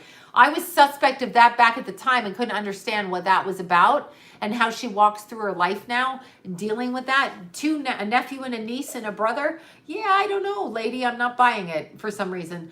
I'm just not. So it was kind of interesting when you look back. Everybody should do research on these celebrities and how many of them have had their John Travolta firstborn son die, okay? Or people around them. Jennifer Hudson didn't have kids, but what's she gonna do when it's her kid's time to go? Because it's always, they never let up. As soon as you agree, I know, Mike Tyson's little 4-year-old daughter, these people should be fucking ashamed of themselves. Yeah, I mean, right? Eric Clapton, Justin Bieber had baby, they killed it. Justin Bieber had baby, they killed it. Okay. I have Patrick Duffy, same thing. Wouldn't have even thought that. Now, where is that guy now? Where is Patrick Duffy? Let's look him up. Aquaman. Remember Aquaman? Yeah, both his parents murdered. I guess he thought it was time for them to go. Kind of mean to say that stuff, but when people, when it happens now, I'm just not believing it. Katy Perry, too. I don't know who married Kennedy family. It's not a curse. It's a choice, number one. Yeah, the granddaughter, that's different. The granddaughter of Bobby Kennedy, great-granddaughter, whatever, that is different because that has Kanye West and his mom, Bruno Mars' mom, the guy that did Show Me the Money, his dad, yeah, Prince, Joe Biden's family, wife and kids, Keanu Reeves, exactly, Kirstie Alley and Paula Deen, Jennifer Hudson, yeah, I mean, when you look at it, just how many of these people do you actually, like, who do you know in your real life that this happens to? I mean, there are people that die, but it's just so, like, over the top all the time. Jimmy Page's firstborn. Was it? I didn't even know Jimmy Page had kids. Nicki Minaj, that doesn't surprise me. Yeah, none of these people surprise me. Anyway, the little Kennedy girl that passed away, I think she actually turned her mindset in a different way. Patrick Duffy was on Dallas too, yes. But I remember him as Aquaman in his bathing suit. Sorry, it's true. I had a little friend that was on Dallas. Let me look up. Yeah, Patrick Duffy completely disappeared, didn't he? Yeah, I don't even think he's up here. I don't even know where that guy went. Let's look. Let's look at Patrick Duffy. Let's see where he is. Born March 17th, 1949. So he'd be 71. I guess he just turned 71. This is him. This is him. I don't know. But both his parents were murdered. Do you remember him? Aquaman in Dallas. JR's brother, I think. Yeah, I don't know what he's doing right now. Personal life. Let's see. He married a professional ballerina 10 years older than him in a Buddhist ceremony. Let me see. His wife died in 2017. He's an avid collector of antique dolls and children's books. Well, that's damn frightening, isn't it? As soon as they start collecting that, I'm like, interesting. He's all into the Buddhist. His parents were murdered in '86 during an armed robbery in a Boulder, Montana tavern, which his parents owned. Well, that's conceivable, actually, if it's a bar. Yeah. Anyway, that's where he is now. But it's interesting. Yeah, that's very interesting. The doll thing is interesting because there's a thing. Yeah, the dolls are creepy. But the dolls are where they keep the souls. People don't realize that when there's all these movies about like Chucky the doll and this and that. Yes, I know it's Chucky. I get it. It's a horror film. But this is what they do. Like when they bring spirits in, they keep them in certain objects like dolls. This is where they keep them. John Ritter too. John Ritter and Alan Thicke. Both of them showed up at St. Joe's here and then, whatever, dropped dead. Dolls are creepy clowns too. Exactly. Toys and objects have, yes, they put them in it though. They bring the spirits into the objects because they want to trap the spirits and they use them for energy. So It's kind of like when a spirit comes into the room and they want to use it. It's like a genie in a bottle, but it's in an object, a doll or whatever. So that's very interesting. Elvis Presley always creeped me out. I thought he was a great singer, but he was with his mother too much. And it seemed very inappropriate to me, the way that he spoke to his mother. And then when I heard he didn't screw his wife, I was like, what's with that? Like, I don't know. What is with that? Bernie Mac, I think, was murdered. John Benet Ramsey for sure was exactly that. It's interesting. It's just fascinating, right? What about Steve Harvey? Yeah, I don't know what to say about that guy. R. Kelly, I've got to say it again. For the love of God, who did not know R. Kelly? Jennifer Harrison co-star on, oh my God. All right, that just went up. R. Kelly, just listen to his music. Okay, Kenny Rogers, I think he just died. So Kelsey Grammer definitely had everybody in his family die. Everybody. Will Smith is a creep. Oh, Will Smith is disgusting. And Will Smith, I mean, I don't know. That's a cover marriage for sure. His wife's militant and Will Smith, yeah, I know. He's disgusting. I mean, Tom Hanks' first wife died young. Of course she did. Tom Hanks is Tom Hanks. Hello, folks. David Bowie said he did black magic and focused on that and then said he gave it up. I don't know if that works. I don't know that you can get out of it. I mean, you can. Mel Gibson achieved such fame and became a billionaire. There's no way that he didn't, even though he speaks out against it. So Bob Dylan admitted to selling his soul. There's articles. Stevie Nicks is a head witch, and, you know, I mean, that's obvious. Paul McCartney, yeah, I don't know. I don't like Paul McCartney. I never did. Yeah, I don't do the Watts family murders. I just don't care about that right now. How about Foster Brooks? Yeah, Michael Landon. Michael Landon's interesting. Sean Kennedy. Yeah, you know, I don't know. Rob Lowe, Cyndi Lauper. I'm just sure that when you reach a certain level, you're going to be introduced, right? You're going to be introduced into it. So it was really interesting today because I was talking to somebody who, I'm not talking to them, sorry, listening to them and then discussing with a friend of mine the fact that if we fall in line, if we fall in orders, Freddie Mercury definitely, but I hate to even think that. Ashton Kutcher definitely. If we follow orders, okay, if we follow orders and we do everything we're told, it's going to cost us a lot of problems. So energetically, we have to raise our energy up when we pray so that people can see, okay, so that we can't protect our kids. We're here in hell. You can keep your eye on your kid, but what are you going to do when your kid's 18 and says, you know, I'm going to do what I want to do? What are you going to do? I know, left eyes. I know, the left eyes. I don't even know about that. So William Shatner, several wives. I can't hear that about Captain Kirk. Stop. He's Canadian and just stop. It's not fair. Captain Kirk, I like Captain. Oh my God. Yeah, that does happen. I'm sorry, whoever just lost their Vancouver housing homeless. Okay, Nipsey Hussle didn't sell his soul. You know, Nipsey Hussle, I got that, whatever I said in my video. I don't know what I said in my video, so you have to go back. I don't know when I'm talking to them what I say. I mean, unless I remember it, but that's like a year ago. And Nipsey Hussle and I had the same birthday. Don't you think we look alike? No, we were both Leos, August 15th. He was younger. Yeah, I think that was a police hit, if I'm correct, like a mob hit, a police hit, if I'm correct. Not sure. You'd have to go back and listen to it. I really can't remember, and he's not here right now. But what we need to do is raise our energy up so that we get people to see the truth of what is presented, because there's a lot of blinders on people. So we need to be able to see the truth about what's going on. This is not as it appears. And the fact that they're trying to get us to wear masks all the time and check our temperatures is to try to get us to fall in line. If we fall for that and we do that, the next step is every time you go into Forever 21 or the hot dog store, or you go get a soda and you don't want to, you know, you don't want to do, thank you for that. You get a soda and you want to go into 7-Eleven and you have to take your temperature, then it's going to be easier for you to do the vaccine than go through this shit every time. You cannot give in to that. You must stand strong, because this is where they're going. Our mayor is saying that. Our mayor is actually suggesting we take our temperature. Is he a fucking medical doctor? No, he's appointed in there because of whatever hand job he did for somebody else. okay, that they call elected into there. So sorry if I offend people, but that's the way it works in the elections. Nobody's getting in there that they don't want in there, number one, and that includes Trump. Okay, nobody gets in anywhere that they don't want. This is a game that they're playing. Step back from the game and look at what you see.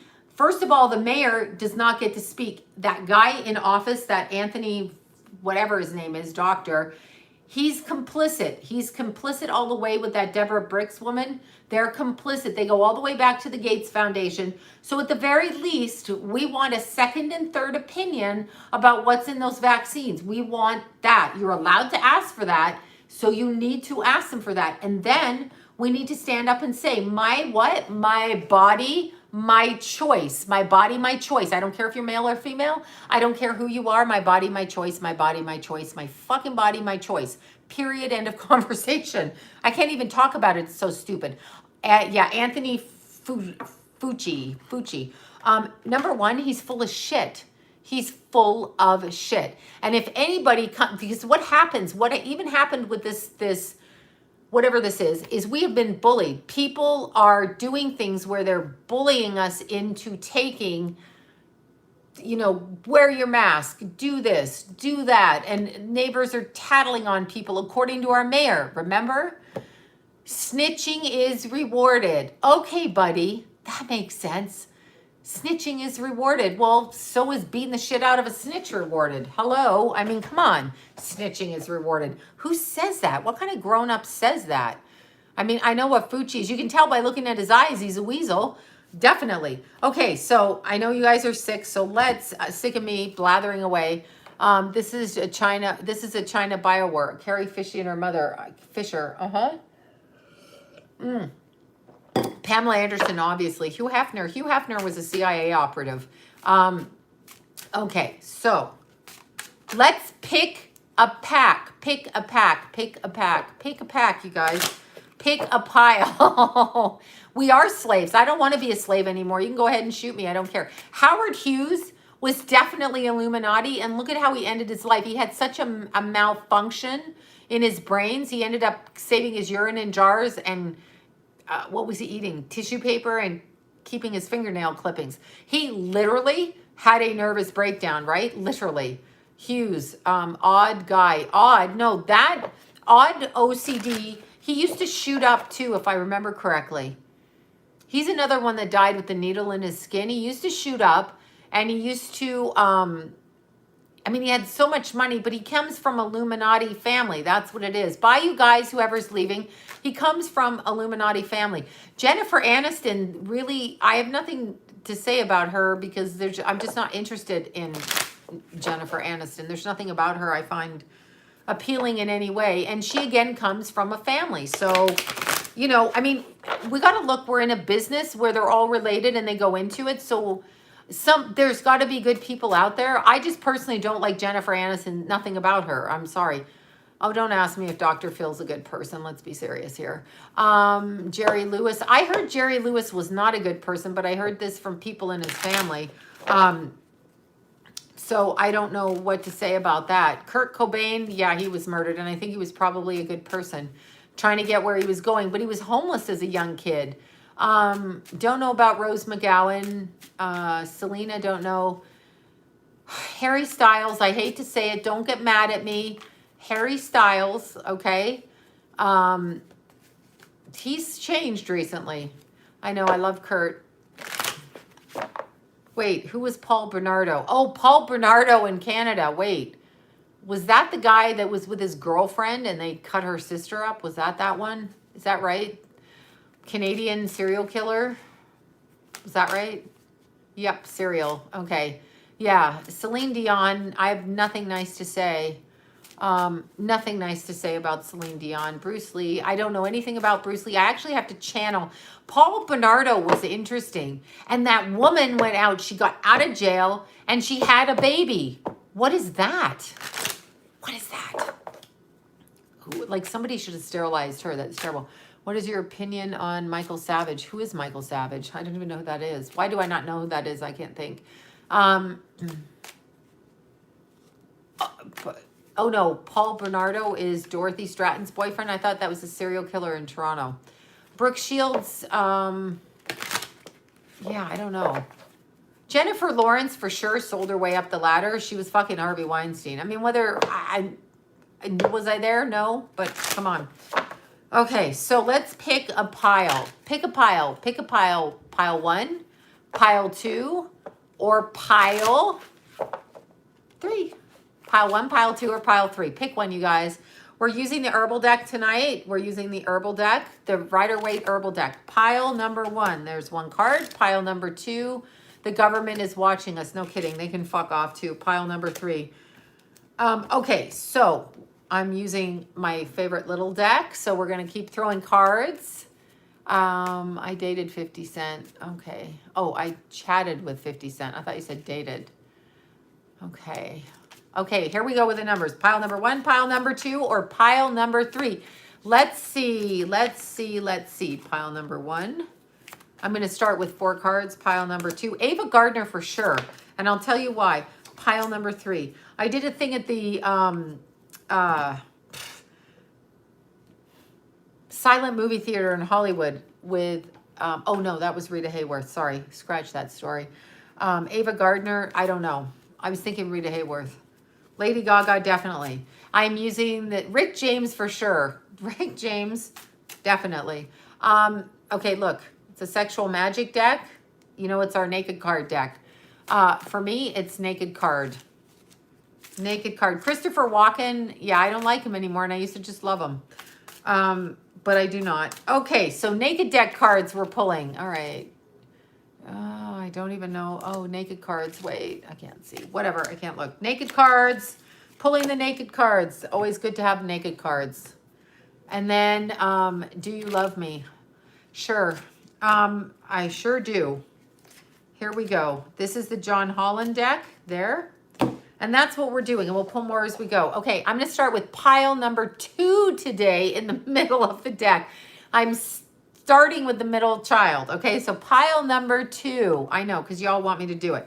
First card we have is the star card right here. Okay, star card. So we have the star card for pile number 2 and followed up by the Queen of Swords. Okay, then we have, and this is a great card for the naked deck. We have the Knight of Swords, and it looks a little bit sadomasochistic, but look at the Watchers in the back.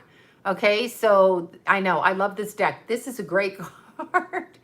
But look at the Watchers in the back there. Why is this girl being watched? What is she doing? Is this an arrangement? Okay, so then we have Helpless and Hopeless, and then Darkest Fears. I pulled Darkest Fears. I pulled 2 with that. So let me go into this reading without the cards. I pulled 2 of the John Holland deck.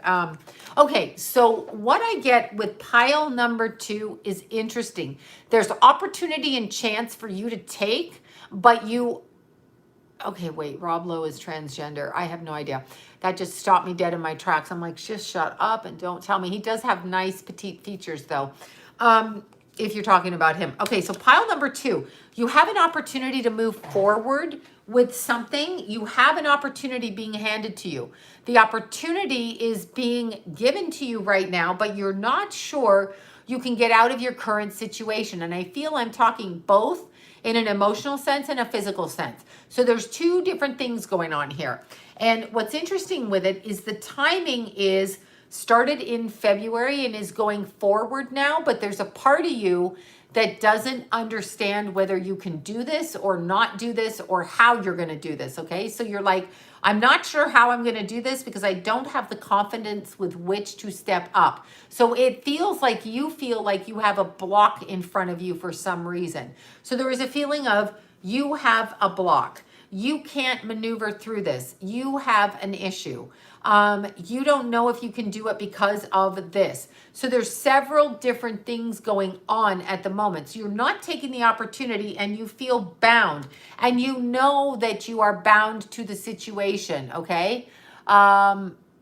It feels like you have these issues going on. Now, when you look at the energy around it, what I do see, okay, what I do see is that you need to actually find your center. So pile number 2, we need to get you back to exercise. We need to get you back to focusing on eating properly, sleeping enough, doing all of those things that you need to do because you don't believe you have the strength to take this opportunity. And if you don't have the strength to take the opportunity, it's coming from you not having the strength.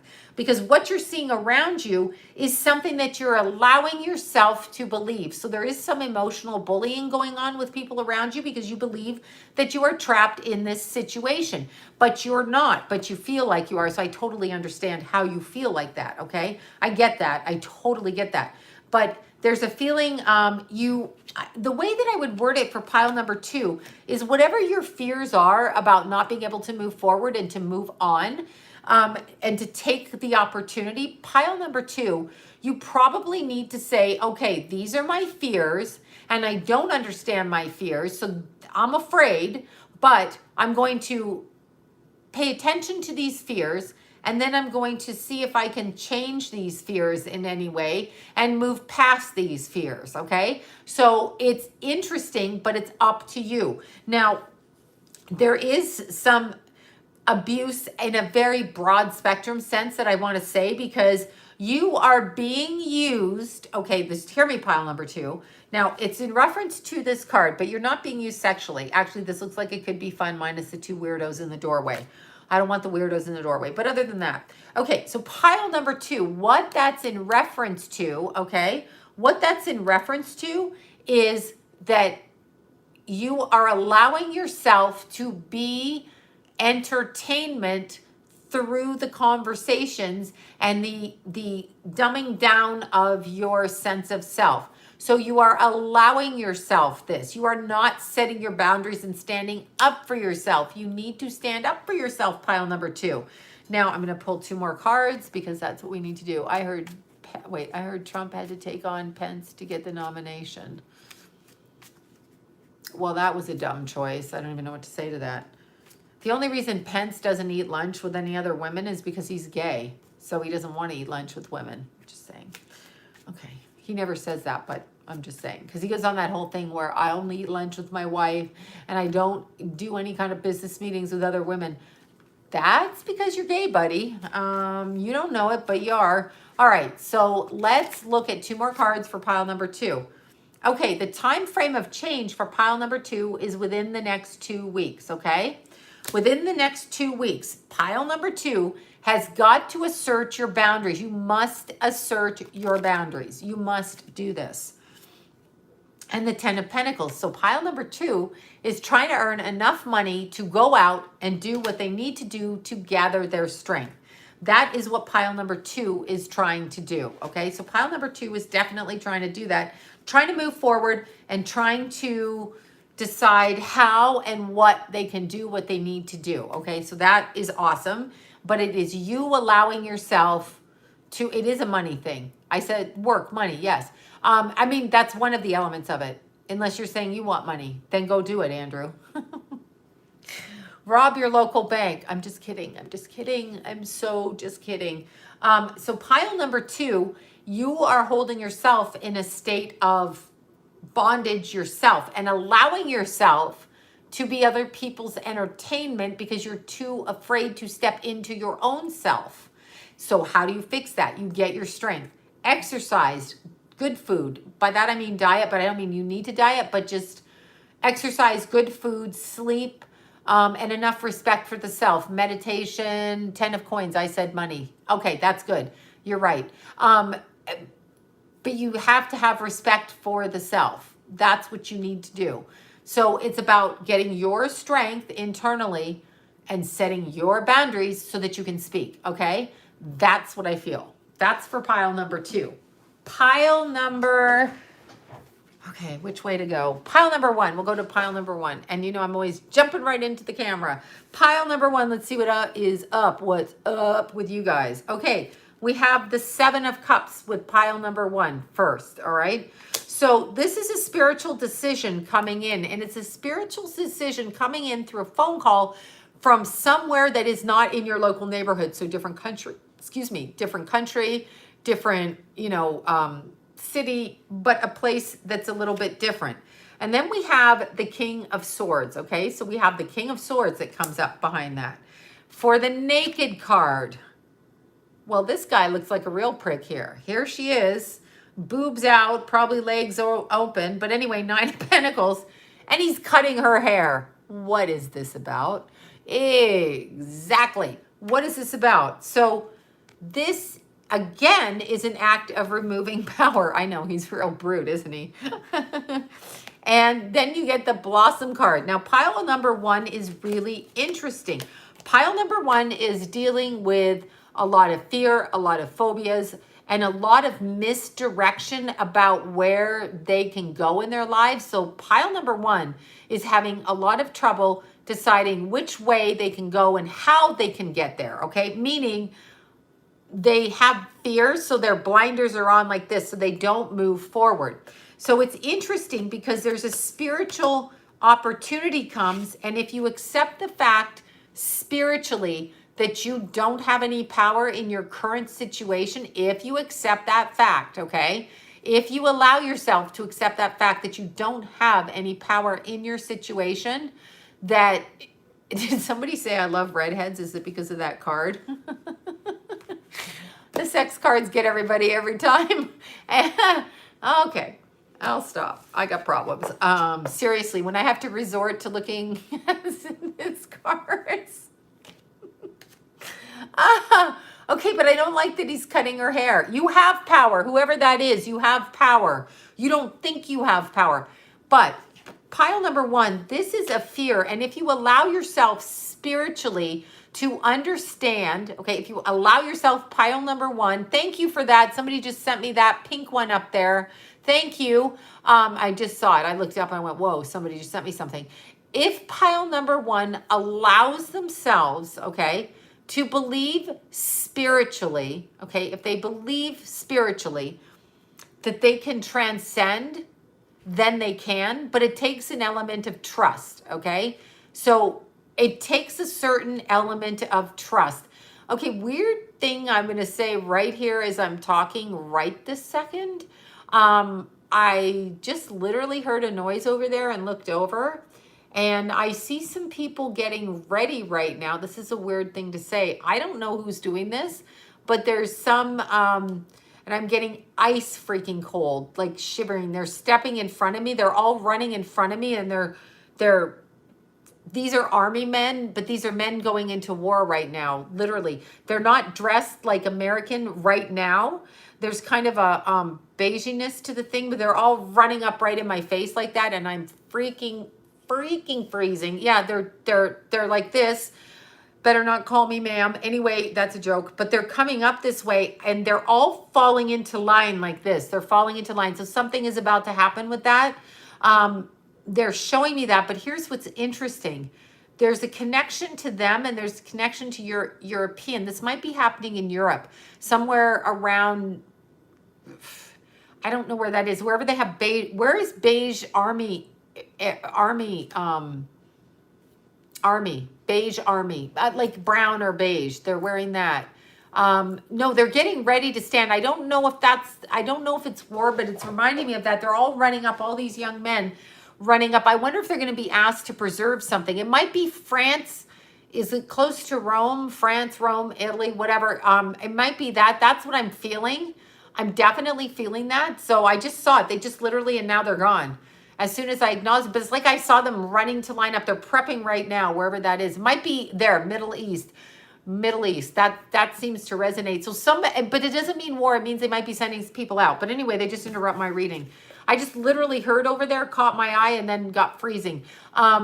Okay, so what I'm seeing with pile number 1 is that you have to actually go into some sort of faith-based ideology in order to make this decision, okay? So you are about to take on a new way of responding to your life, and you are about to change and come out of your little cocoon. That's what they're saying. But there's so much fear, you don't see it. So you don't see who you are as people. You don't see what's going on. You don't see any of that. And so this is about that for you, pile number 1. It's about seeing who you are, making a choice on a spiritual level to actually decide to move forward, okay? And it's also interesting because you have been under the impression, these cards are very interesting. You've been under the impression that you can't look that way. So somebody has blocked your sight. Somebody has blocked your ability to see what it is you can do and how you can do it. So you actually need to set yourself spiritually correct. Pile number 1 is about spiritual alignment and setting themselves correct with that, okay? That's what I'm getting. So I'm pulling 2 more cards on this because that's what I'm going to do. All right. Now in a spiritual level, and here goes the eye twitch now, in a spiritual level, twitching, in a spiritual level, it feels, okay, it feels like you have been hard done by, or you have been where you haven't gotten the recognition, you've been undermined, you've been bitch slapped, and so you're like, I don't trust because God would never do that. This is where you are. You have to go blindly with faith, okay? So you have to go blind into it and just trust that it's going to happen, okay? So you have to do that. Pile number 1 does not want to do that, okay? It's wherever the brown kind of beigey, and it does seem like it might be a hotter climate. Oh shit, I just missed that. And then the last card for pile number 1 is you will take the chance, but I want you to be patient with yourself because a spiritual journey is a long journey. A spiritual journey is it is a long, arduous journey because it takes a certain amount of, I believe what I saw, even if it goes against convention, it takes a certain amount of that. So this journey for pile number 1 is spiritual, and it's a journey of patience. And I'm just hearing to tell you that it might be like 40 days and 40 nights for real. It might really be like that. So pile number 1, this is a spiritual shift in your energy. And that is very interesting. So there has been a loss of faith with pile number 1. So that's what we're working on. So it's trusting and bringing in the spiritual knowledge, right? Okay, pile number 3. Pile number 3, interesting. First card we get is 7 of Swords. A little bit combative, are we? We had 3 piles. And then we have, hold on a second here. Yes, we have the Star card over here. The Naked card is no longer naked. Damn it. It's the guy, and then there's the Lovers in the back, but it is the Knight of Cups. And it's interesting, information coming. See, he's busy thinking. So this is actually relationship focused here, and find your balance right here, okay? Number 3 is relationship focused. So what this is number 3, for a lot of you with the pile of number 3, you have actually been waiting to hear from somebody, and you have been, I'm thinking of getting naked. Yeah, me too, but not on camera. Anyway, pile number 3, you've been thinking of somebody for quite some time. And the person you've been thinking of has been thinking about how to contact you, but doesn't know how to do it. So there's a little bit of a disconnect between you and them, okay, pile number 3. So what I'm going to suggest, because it's always argumentative when you get back into the conversation. So pile number 3,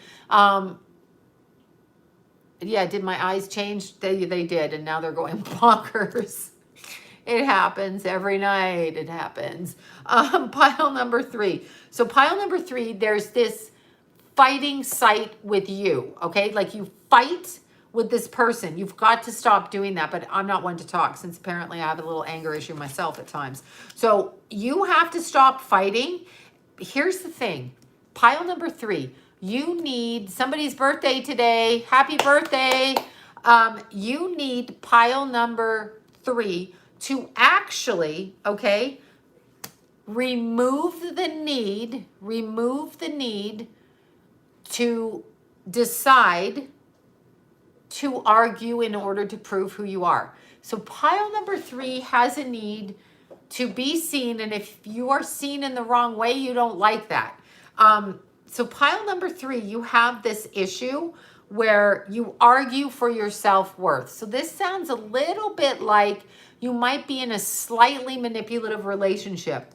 I'm going to say that. So to me, the timing for pile number 3 is interesting because it's between now and November.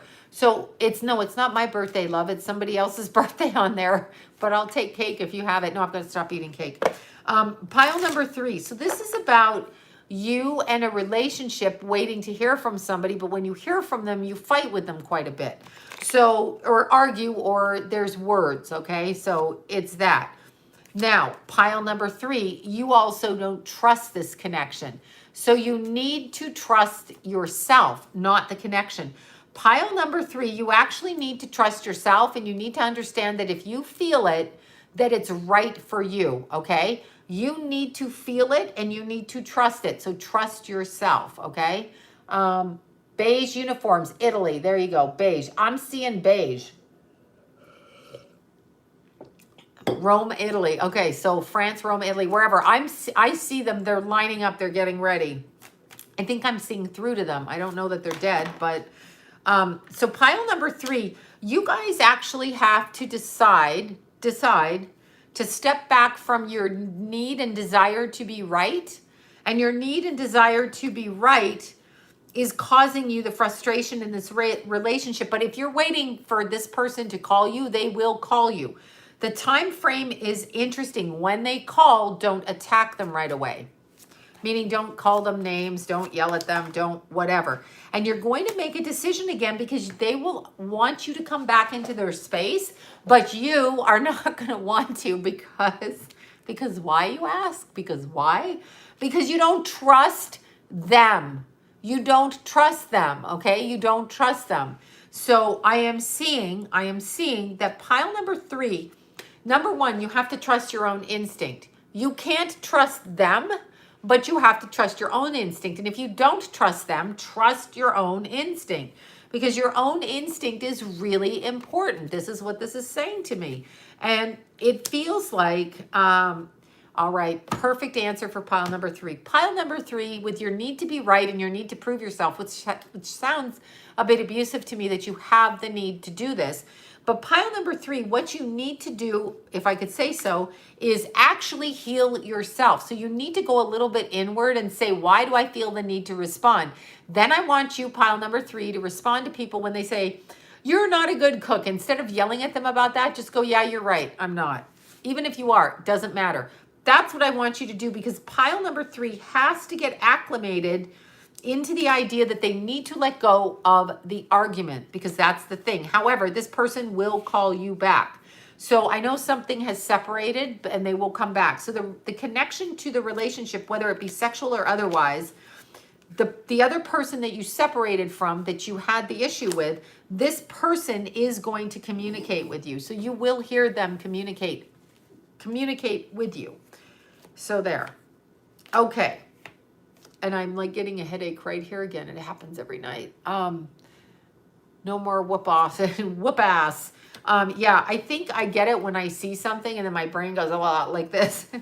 Or I just have a tick again and the tick's back and I just need to deal with the fact that I have a tick. Okay, so pile number 3, you know what you need to do, and you need to step back and heal yourself from the need to have other people acknowledge who you are. You are who you are, okay? So you are acceptable. All right, you guys, because I have to get up super early in the morning. Super early, okay? Super early. I love the little alien things. Thank you guys for your super chats. Please don't get mad at me if I don't. Whoopi Goldberg, good God. Please, good night, good night. Look, my eyes get smaller and smaller, and it's like, ooh, are they there? Don't get mad at me if I don't say your names, because each and every one of you, your super chats, even your conversations, the super chats, the super stickers are absolutely so like thoughtful and grateful. I didn't even know about it till whoever told me to turn it on last week. I did not know about it. So that is awesome. Thank you so much. What I want us to do, if anybody cares to do it, I mean, I shouldn't say I want, you guys should want to do whatever you want to do. I'm for independent thought, but what everybody should do if you want to raise the energy is let's raise the energy so that people can really see. So let's pray for people to see the world with real glasses on, within clarity. And we also want to continue our mantras for those that have forgotten. We want to say, I am abundantly healthy, happy, joyous, and free now. That we've never been free, but as far as we know free, that's what we want to do. So I am abundantly happy, healthy, and free now. That's actually what we want to say. So we want to do it that way. We want to also focus on getting people in the world to unite in their power and strength for their free sovereign selves to go out and do whatever it is they want to do within the context of reason. But if you want to eat 500 ice cream cones, so be it. This is what we want to do. We want to raise the energy. So we want people to see clearly. That's what I'm going to pray for, is that people are able to see the reality of what's happening and then to decide to be free. If we all band together, there's no way that they can do things to us because we can see what is happening. So that's what I would say. Prayers for everybody. I love each of you guys so much, so much. You have no idea. All of you, except for the hecklers and the trolls. But you know what? The trolls are just jealous, aren't they? So now we have grammar trolls, we have makeup trolls, and we have trail trolls, these fucking trolls. So boo to the trolls. All right, bye you guys. I love you so much. Have a wonderful night. I literally am going to wipe my makeup off and go to bed. Okay, bye you guys.